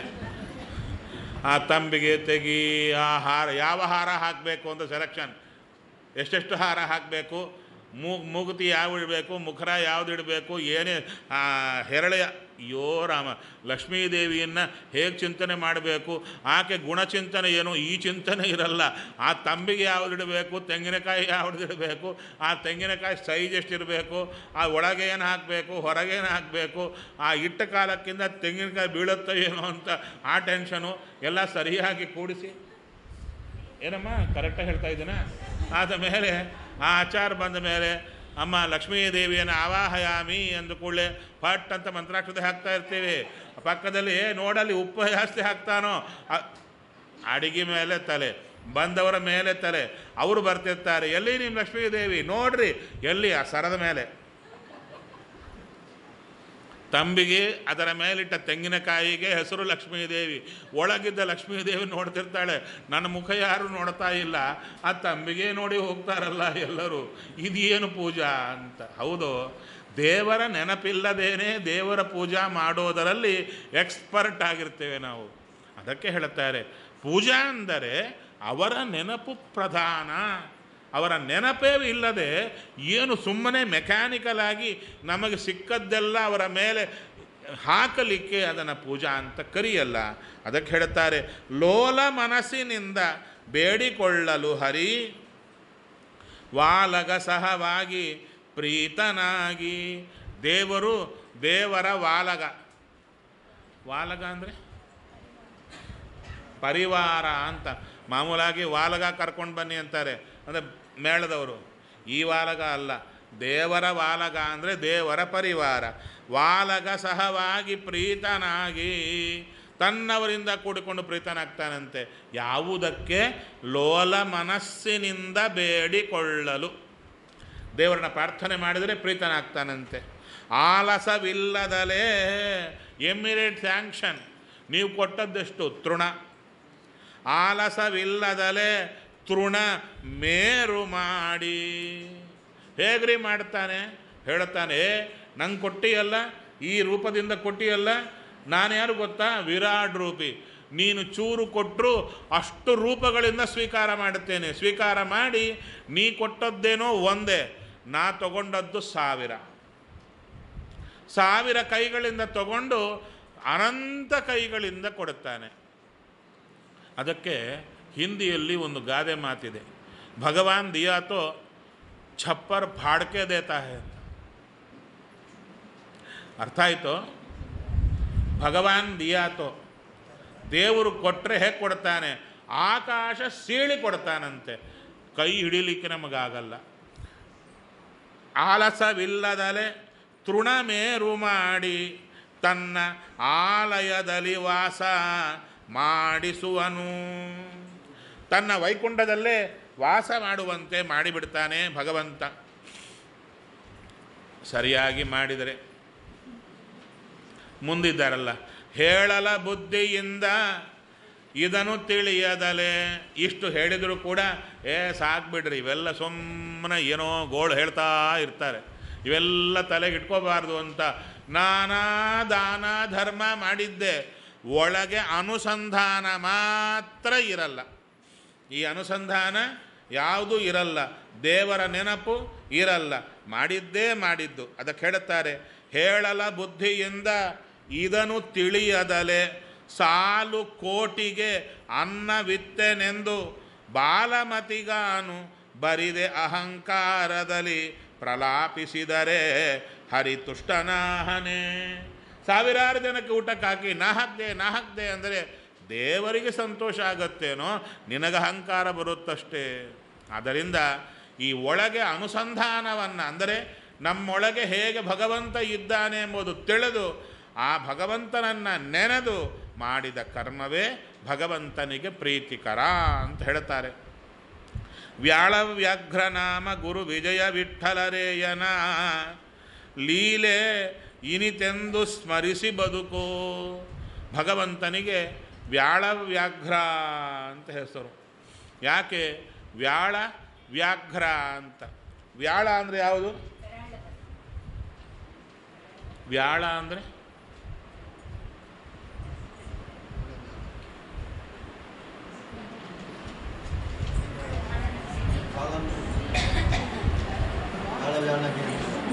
ಅದಲ್ಲ, ವ್ಯಾಳ ಅಂತ. ವ್ಯಾಳ ವ್ಯಾಘ್ರ ಅಲ್ಲಲ್ಲಲ್ಲ, ವ್ಯಾಳ ಅಂದರೆ ಸರ್ಪ. ವ್ಯಾಳ ಅಂದರೆ ಸರ್ಪ, ವ್ಯಾಘ್ರ ಅಂದರೆ ಸಿಂಹ, ವ್ಯಾಘ್ರ ಅಂದರೆ ಹುಲಿ. ಅಂದರೆ ಸರ್ಪ ಹುಲಿ, ಇದೇನು ಸರ್ಪ ಹುಲಿ ಅಲ್ಲ, ವ್ಯಾಳ ವ್ಯಾಘ್ರ ಅಂತ ಭಗವಂತನ ಎರಡು ರೂಪಗಳ ಹೆಸರು. ಆ ಎರಡು ರೂಪಗಳ ಸಂಗಮವಿದೆ. ಅದೇನು ಮಾಡುತ್ತೆ? ಅಹಂಕಾರವನ್ನು ನಾಶ ಮಾಡುವ ರೂಪ ವ್ಯಾಳ ವ್ಯಾಘ್ರನಾಮ ಅಂತ ಅದಕ್ಕೆ ವಿಸ್ತಾರವನ್ನು ಕೊಡ್ತಾರೆ. ವ್ಯಾಳ ವ್ಯಾಘ್ರನಾಮ ಗುರು ವಿಜಯ ವಿಠ್ಠಲರೇಯನ ಲೀಲೆ ಇನಿತೆಂದು ಸ್ಮರಿಸಿ ಬದುಕೋ. ಭಗವಂತನ ಲೀಲೆಯನ್ನು ಸ್ಮರಣೆ ಮಾಡು. ಏನು ಲೀಲೆ? ಇಷ್ಟು ಕಾಲ ಇದನ್ನು ನಮಗೆ ತಿಳಿಸದೇ ಇದ್ದದ್ದೇ ಲೀಲೆ. ಈಗ ತಿಳಿಸ್ತಾ ಇರೋದೇ ಲೀಲೆ. ನೋಡಿ, ಇವತ್ತು ಇಷ್ಟು ಜನ ಇಲ್ಲಿ ಕೂತಿದ್ದೀರಾ. ಇದರ ಸಂಕಲ್ಪ ಯಾರು ಮಾಡಿದ್ದು? ಮೊನ್ನೆ ಹೌದಾ? 1 ತಿಂಗಳಾಯ್ತಾ? 2 ತಿಂಗಳಾಯ್ತಾ? ನಿಜವಾಗಿ ಹೇಳ, ನೀವು ಹುಟ್ಟಲಿಕ್ಕಿಂತ ಮೊದಲೇ ಸಂಕಲ್ಪ ಆಗಿದೆ. ದೇವರು ಸಂಕಲ್ಪ ಮಾಡಿ ಇವತ್ತು ಇಲ್ಲಿ ಸೇರಬೇಕು ಅಂತ ದೇವರು ಮಾಡಿದ ಸಂಕಲ್ಪ. ಅದರಲ್ಲೂ ಕೂಡ ಇಷ್ಟು ಜನ ಸೇರಬೇಕು, ಇಷ್ಟು ಜನ ಇರಬೇಕು, ಇಷ್ಟು ಜನ ಮಧ್ಯೆ ಹೋಗಬೇಕು, ಇಷ್ಟು ಜನ ಕೊನೆಯಲ್ಲಿ ಹೋಗಬೇಕು, ಎಲ್ಲವೂ ಫಿಕ್ಸ್ ಮಾಡಿರ್ತಾನೆ. ಯಾರ್ಯಾರ ಕಿವಿಗೆ ಮೊದಲನೇದು ಬೀಳಬೇಕಾ, ಮಧ್ಯದ್ದು ಬೀಳಬೇಕಾ, ಕೊನೆಯದು ಬೀಳಬೇಕಾ, ಎಲ್ಲ ಕೂತರು ಏನೂ ಬೀಳದೇ ಇರಬೇಕಾ? ಅವನಿಚ್ಛ, ಅವನು ಕೊಟ್ಟರೆ ಉಂಟು, ಇಲ್ಲದಿದ್ದರೆ ಇಲ್ಲ. ಹೌದಾ? ಇದು ಮೊದಲೇ ನಿಶ್ಚಯ ಆಗಿದೆ. ಮತ್ತು ಇದೆಲ್ಲ ಲೀಲೆ ಅಲ್ಲವೇ? ಅವನ ಸಂಕಲ್ಪ. ಅದರಲ್ಲಿ ನಮ್ಮನ್ನು ಸೇರಿಸಿಕೊಂಡಿದ್ದಾನಲ್ಲ. ಇಷ್ಟು ವಯಸ್ಸಿಗಾದರೂ ನಮಗೆ ಇದನ್ನು ತಿಳಿಸಿಕೊಟ್ಟು ಅದ್ಭುತವಾದ ವಿಷಯ ತಿಳಿಸಿಕೊಟ್ಟಿದ್ದಾನಲ್ಲ. ಇದನ್ನು ಬಿಡ್ತೀರಾ? ಇನ್ನು ಮನಸ್ಸಿಂದ ಮಾಡ್ತೀರೋ ಇಲ್ವೋ? ಅಲ್ರಿ, ನಾನಿಷ್ಟು ಗಂಟ್ಲು ಹರ್ಕೊಂಡಿದ್ದಕ್ಕಾದರೂ ಮಾಡ್ತೀರೋ ಇಲ್ವೋ? ಸ್ವಲ್ಪ ಗಟ್ಟಿಯಾಗಿ ಹೇಳ್ರಪ್ಪ, ಇಲ್ಲಾದರೂ ಹೇಳ್ರಿ. ಮಾಡ್ತೀರಲ್ಲ, ಸಾಕಪ್ಪ. ಇದು ನನಗೆ ಬೇಕಾಗಿದ್ದು. ನನ್ನ ಪ್ರವಚನದ ಫಲ ಏನು ಅಂದರೆ, ನನಗೆ ನೀವು ಕೊಡೋ ಸಂಭಾವನೆ ಅಲ್ಲ, ಅದು ಎಲ್ಲಿಗೋ ಹೋಗುತ್ತೆ. ಹೌದೋ? ಖರ್ಚಾಗಿ ಬಿಡುತ್ತೆ. ಆದರೆ ನಾನು ಪ್ರಾಫಿಟ್ ಓರಿಯೆಂಟೆಡ್, ತುಂಬ ಜಾಸ್ತಿ ಆಸೆ ನನಗೆ. ಯಾಕೆ ಹೇಳ್ತೀರಾ? ನೀವು ಕೂತಾಗ ಸಾಮಾನ್ಯ ಪ್ರವಚನ ಅಂದರೆ ಕೇಳಿದರೆ ಒಳ್ಳೆಯದು, ಕೇಳದಿದ್ದರೆ ಇನ್ನೂ ಒಳ್ಳೆಯದು. ಯಾಕೆ? ಕೂತವರು ಎದ್ದಿದ್ರೆ ಸ್ವಲ್ಪ ನೋಡ್ಕೋಬೇಕಾಗುತ್ತೆ, ಮಲ್ಕೊಂಡಿದ್ರೆ ನಾನು ಹೇಳಿದ್ದೆ ಪ್ರವಚನ ಅಲ್ವೇ? ಕೇಳೋನ ಆ ಥರ ಇಲ್ಲ, ನನ್ನ ಪಾಡಿಗೆ ನಾನು ಪ್ರವಚನ ಮುಗಿಸ್ಕೊಂಡು ಹೋಗ್ಬೋದು. ಆದರೆ ನಿಮ್ಮನ್ನು ಎಬ್ಬಿಸಿ ಬಡಿದು ಕೇಳ್ತಾ ಇದ್ದೀರಾ ಅಂತ ನಿಮ್ಮ ತಲೆಯಲ್ಲಿ ತೋರಿಸಿ ಇಷ್ಟ್ಯಾಕೆ ಕಷ್ಟಪಡ್ತಾ ಇದ್ದೀರಾ ಅಂತ ಕ್ವಶನ್ ಬರುತ್ತಾ? ಅಲ್ಲಿದೆ. ಸ್ವಲ್ಪ ನಂಗೆ ಪ್ರಾಫಿಟ್ ಬೇಕು. ನಿಮ್ಮ ತಲೆಯಲ್ಲಿ ತೋರಿಸಿದರೆ ಇಷ್ಟು ಜನದೊಳಗೆ ಯಾವೊಬ್ಬರಾದರೂ ಸರಿ ಇದನ್ನು ಮಾಡಲೇಬೇಕು ಅಂತ ಕೂತರೆ, ಮಾಡಿದರೆ, ಪ್ರಯತ್ನ ಮಾಡಿದರೆ, ಸ್ವಲ್ಪ ಮಾಡಿದರೆ, ಅರ್ಧ ಮಾಡಿದರೆ, ಪೂರ್ತಿ ಮಾಡಿದರೆ ಅದರೊಳಗೆ ಶೇರ್ ನನಗೆ ಬರುತ್ತೆ. ಎಷ್ಟು ಪ್ರಾಫಿಟ್ ಬರುತ್ತೆ ಗೊತ್ತಾ? ನಾನು ಸುಮ್ಮನೇನು ಮಾಡ್ತಾ ಇಲ್ಲ, ಶೇರ್ ಬರುತ್ತೆ. ಶೇರ್ ಬಂದರೆ ಏನಾಗುತ್ತೆ? ಬರೀ ಟಿಕೆಟ್ ಅಷ್ಟೇ. ಆ ಟಿಕೆಟಿಗೆ ಕೊಡ್ತಕ್ಕಂಥದ್ದು ಯಾವುದು ಪದಾರ್ಥ? ನಮ್ಮ ಸ್ವಾಮಿ ಕೊಡ್ತಾನೆ. ಹೌದಲ್ವೋ? ಚೆನ್ನೈಗೆ ಹೋಗಿದೆಯಾ? ಎಷ್ಟು ಜನ ಅನುಷ್ಠಾನಕ್ಕೆ ಇಟ್ಟಿದ್ದಾರೆ ಕೇಳ್ತಾನೆ. ಎಷ್ಟು ಜನ ಇಟ್ಟಿದ್ದಾರೆ? ಸ್ಯಾಂಕ್ಷನ್ ನಂಗೆ ಕೊಡ್ತಾನೆ ದೇವರು. ಅದು ನಿಮ್ಗೆ ಕೊಡಲಿಕ್ಕಾಗುತ್ತಾ? ಆಗಲ್ಲ. ಆದ್ದರಿಂದ ನೀವು ನಂಗೆ ಕೊಡಬೇಕಾಗಿದ್ದೇನು? ನೀವು ಅನುಷ್ಠಾನಕ್ಕೆ ಇಡಬೇಕು. ನೀವು ಅನುಷ್ಠಾನಕ್ಕಿಟ್ಟು ನಿಮ್ಮಂಥವರು, ಅಂದರೆ ಕೇಳಬೇಕು ಅಂತ ಬುದ್ಧಿ ಇದ್ದವರು ಯಾರಿರ್ತಾರೋ ಅವರಿಗೆ ನೀವು ಏನು ತಿಳ್ಕೊಂಡಿದ್ದೀರೋ ಅದನ್ನು ಚೂರು ನೀವು ಫುಲ್ ತಿಳ್ಕೊತೀರಪ್ಪ. ಎಷ್ಟು ದಿವಸ ಹಿಡಿಯುತ್ತೆ ತಿಳ್ಕೊಳ್ಳಿಕ್ಕೆ? ಸ್ವಲ್ಪ ಕಾಲ ಹಿಡಿಯುತ್ತೆ. ನೀವು ಪಕ್ಕದವ್ರು ಸಿಕ್ಕಿಕೊಳ್ಳೆ ಎಲ್ಲ ಹೇಳಿಬಿಟ್ರೆ ಅವ್ರಿಗೇನೂ ಆಗಲ್ಲ. ನೀವು ಹೇಗೆ ತಿಳ್ಕೊಂಡ್ರೋ ಅವರಿಗೆ ಚೂರು ಚೂರು ಚೂರು ಆಸಕ್ತಿಯನ್ನು ಹುಟ್ಟುವಂತೆ ಮಾಡಿ ಅವರಿಗೆ ಇಂಜೆಕ್ಟ್ ಮಾಡಿದ್ರೆ ಒಂದು ದೀಪ ಬೆಳಗಿತಾ ಪ್ರಾಫಿಟ್ ನಿಮಗೆ. ಆ ದೀಪ ಎಷ್ಟು ಇಡೀ ಜನ್ಮ ಬೆಳಗ್ತಾ ಇರುತ್ತೆ. ಹೌದಾ? ಅವರು ಇಡೀ ಬದುಕಿದಷ್ಟು ಕಾಲ ಚಿಂತನೆ ಮಾಡ್ತಾರೆ. ಅವರು ಎಷ್ಟು ಕಾಲ ಚಿಂತನೆ ಮಾಡ್ತಿರ್ತಾರೆ ಆ ಚೆಕ್ ನಿಮಗೆ ಬಂದು ಬೀಳ್ತಾ ಇರುತ್ತೆ. ನೋಡಿ, ಒಳ್ಳೆ ಪ್ರಾಫಿಟ್ ವ್ಯಾಪಾರ. ನಂದಲ್ಲ, ದಾಸರು ಹೇಳ್ತಾರೆ, ವ್ಯಾಪಾರ ಎನಗಾಯಿತು. ಇದು ಲೆಕ್ಕ ಮಾಡುತ್ತಾರೆ. ಈ ಪ್ರಕಾರ ಮಧ್ವಾಚಾರ್ಯರಿಗೆ ತಮ್ಮ ಶಿಷ್ಯ ಪರಂಪರೆಯಿಂದ ಅವರು ಮಾಡುವ ಪುಣ್ಯದಲ್ಲಿ ಶೇರ್ ಎಷ್ಟು ಬರ್ತಾ ಇದೆ ಅಂತ ಲೆಕ್ಕ ಮಾಡಲಿಕ್ಕೆ ಪ್ರಯತ್ನ ಮಾಡಿ ಕಂಪ್ಯೂಟರ್ ಜಾಮ್ ಆಯಿತು ಅವ್ರದ್ದು. ಮಧ್ವಾಚಾರ್ಯರ ಜೋಳಿಗೆಗೆ ಎಷ್ಟು ಬರ್ತಿದೆ ಅಂತ ನೋಡಿ ಸಿಂಪಲ್ ಒಂದೇ ವರ್ಡ್ ಹಾಕಿಬಿಡ್ತಾರೆ, ಅನಂತ ಅಂತ. ಅಷ್ಟು ಪುಣ್ಯ ಬರ್ತಾ ಇದೆ. ನಮಗೆ ಅಷ್ಟು ಬೇಡಪ್ಪ. ನಾವು ಉದ್ಧಾರ ಆಗುವಷ್ಟು, ಇನ್ನೊಬ್ಬರು ಉದ್ಧಾರ ಆಗುವಷ್ಟು ಬಂದರೆ ಅಷ್ಟು ಸಾಕಲ್ವಾ? ನೋಡಿ, ಇದು ಎಷ್ಟು ಪುಣ್ಯಕರ ಅಂದರೆ ನೀವು ಉದ್ಧಾರ ಆಗ್ತೀರಿ, ಇನ್ನೊಬ್ಬರು ಉದ್ಧಾರ ಆಗ್ತಾರೆ. ಆ ಸರಪಳಿ ನೀವು ಇವಾಗ ಕಲ್ತ್ಕೊಂಡಿದ್ದೀರಿ. ಹೌದಾ? ಇನ್ನೊಬ್ಬರಿಗೆ ಒಂದು 3 ಜನಕ್ಕೆ ಹೇಳಿಕೊಡಿ. 3 ಜನಕ್ಕೆ ಹೇಳಿಕೊಡಿ. ಚೆನ್ನಾಗಿ ಕೂತು ಹೇಳಿಕೊಡಿ. ಮತ್ತು ತಪ್ಪಿರಬಾರ್ದು, ತಪ್ಪಾಗಿ ಅರ್ಥ ಆಗಿರಬಾರ್ದು. ಚೆನ್ನಾಗಿ ಅನುಷ್ಠಾನಕ್ಕಿಡಬೇಕು. ಮತ್ತು ಅವ್ರ ಕಣ್ಣಲ್ಲಿ ನೀರು ಆನಂದ ಬರಬೇಕು. ರಿಸಲ್ಟ್. ಹೌದಾ? ಆಯಿತು. ಆದಮೇಲೆ ಅವರಿಗೆ ಒಬ್ಬೊಬ್ಬರಿಗೆ 3 ಜನಕ್ಕೆ ಹೇಳಿ ಹೀಗೆ ಸ್ಪ್ರೆಡ್ ಮಾಡಿ ಅದಕ್ಕೇನಂತ ಹೋಗುತ್ತೆ. ಹೀಗೆ ಮಾಡ್ತಾ ಬಂದಾಗ ಏನಾಗುತ್ತೆ ಗೊತ್ತಾ? ಒಂದು ವೇಳೆ ನಾವು ಸತ್ತೋಗ್ತೀವಲ್ಲ, ಇರ್ತೀವ, ಆ ಚೈನ್ ಹಾಗೇ ಹೋಗ್ತಾ ಇರುತ್ತೆ. ಆ ಚೈನ್ ಏನೋ ಹೋಗ್ತಾ ಇರುತ್ತೆ. ನಾವು ಕೊಟ್ಟ ಜ್ಞಾನ ಬೆಳಗ್ತಾನೇ ಇರುತ್ತೆ. ನಾವು ಹೋಗಿರ್ತೀವಿ. ಹೌದಾ? ವೈಕುಂಠ ಲಡ್ಡು ಎಲ್ಲ ಮುಗಿದೋಗಿರುತ್ತೆ. ಎಲ್ಲೋ ಹುಟ್ಟಿರ್ತೀವಿ. ಅಲ್ಲಿ ಪುಣ್ಯ ಮಾಡ್ತೀವೋ ಇಲ್ಲೋ ಗೊತ್ತಿಲ್ಲ. ಆದರೆ ಭೂಲೋಕದಲ್ಲಿ ಈ ಚೈನ್ ಎಷ್ಟುವರೆಗೆ ಬೆಳಗುತ್ತಾ ಇರುತ್ತೆ ಅಷ್ಟು ಚೆಕ್ ನಮಗೆ ಬಂದು ಬೀಳ್ತಾ ಬೀಳ್ತಾ ಬೀಳ್ತಾ ಇರುತ್ತೆ. ಮತ್ತು ಇಷ್ಟು ಪ್ರಾಫಿಟ್ ಇರುವಂಥದ್ದು ಪುಣ್ಯ ಬತ್ತಿ ಮಾಡಿದರೆ ಬರುತ್ತಾ? ಏನ್ರಿ, ಇದು ಬತ್ತಿ ಮಾಡಿದ್ರೆ ಇಷ್ಟು ಪುಣ್ಯ ಬರುತ್ತಾ? ಏನು ಮಾಡಿದ್ರೆ ಇಷ್ಟು ಪುಣ್ಯ ಬರಲಿಕ್ಕೆ ಸಾಧ್ಯ? ಅಲ್ರಿ, ನಮ್ಮ ಮಾತು ಯಾರು ಕೇಳ್ತಾರೆ? ನಿಮ್ಮ ಮಕ್ಕಳು ಕೇಳಲ್ವಾ? ಮೊಮ್ಮಕ್ಕಳು ಕೇಳಲ್ವಾ? ಪಕ್ಕ ಮನೆಯವರು ಕೇಳಲ್ವಾ? ನೀವು ಹೇಳೋ ಬೇರೆ ಬೇರೆ ಮಾತೆಲ್ಲ ಕೇಳ್ತಾರೆ, ಈ ಮಾತು ಕೇಳಲ್ವಾ? ಎಲ್ಲರಿಗೂ ಹೇಳಿ, ತಲೆಯಲ್ಲಿ ತೂರಿಸಿ ಹಿಡ್ಕೊಳ್ಳಿ. ಯಾರಾದರೂ ಬೇರೆ ಮಾತು ಹೇಳಿ ತಲೆ ತಿನ್ಲಿಕ್ಕೆ ಬಂದರೆ ಹಿಡ್ಕೊಂಡು ಕೂಡಿಸಿ ತಲೆಯಲ್ಲಿ ಹಾಕಿಬಿಡಿ. ಅವ್ರ ಅನುಷ್ಠಾನಕ್ಕಿಡಬೇಕು, ಅಥವಾ ನಿಮ್ಮ ತಂಟೆಗೆ ಬರಬಾರ್ದು. ನಿಮ್ಮನ್ನು ನೋಡಿದ ಕೂಡಲೇ ಇಷ್ಟ ಆಗಬೇಕು ಅಥವಾ ಹೆದರಿಕೆ ಆಗಬೇಕು. ಆ ಥರ ತಯಾರಾಗಬೇಕು. ನೀವು ಯಾವಾಗೂ ಇದೇ ಹೇಳ್ತಾ ಇರಬೇಕು, ಪ್ರಾಫಿಟ್ ಓರಿಯೆಂಟೆಡ್. ಹೌದಲ್ವ? ಈ ಥರ ಆದರೆ ನಿಮ್ಮ ಸಾರ್ಥಕ, ಬಂದವರಿಗೂ ಸಾರ್ಥಕ ಆಗುತ್ತೆ. ಅದು ಹೇಳ್ತಾರೆ, ಲೀಲೆ ಇನಿತೆಂದು ಸ್ಮರಿಸಿ ಬದುಕೋ ಅಂತ ಹೇಳಿದರು. 5 ಕಾಲ ಆಗ್ತಾಯಿದೆ. ಏನಾದರೂ 1-2 ಪ್ರಶ್ನೆಗಳಿದ್ದರೆ ಕೇಳ್ಬೋದು. ಅದು ಕೂಳ ಜನರಿಗೆ ಕುರುಹು ಅಂದರೆ ನೀವು ಅನುಷ್ಠಾನ ಮಾಡುತ್ತಾ ಇರುವ ಕುರುಹು. ಕುರುಹು ಅಂದರೆ ಸೈನ್, ಯಾರಿಗೆ ಗೊತ್ತಾಗಬಾರ್ದು, ನಿಮ್ಮ ಪಾಡಿನ ಮಾಡ್ಕೋಬೇಕಷ್ಟೆ. ಇಷ್ಟು ಮಾಡಿದರೆ ಸಾಕು ಎಂಬಲ್ಲಿಗೆ ಶ್ರೀಕೃಷ್ಣಾರ್ಪಣಂ ಅಸ್ತು.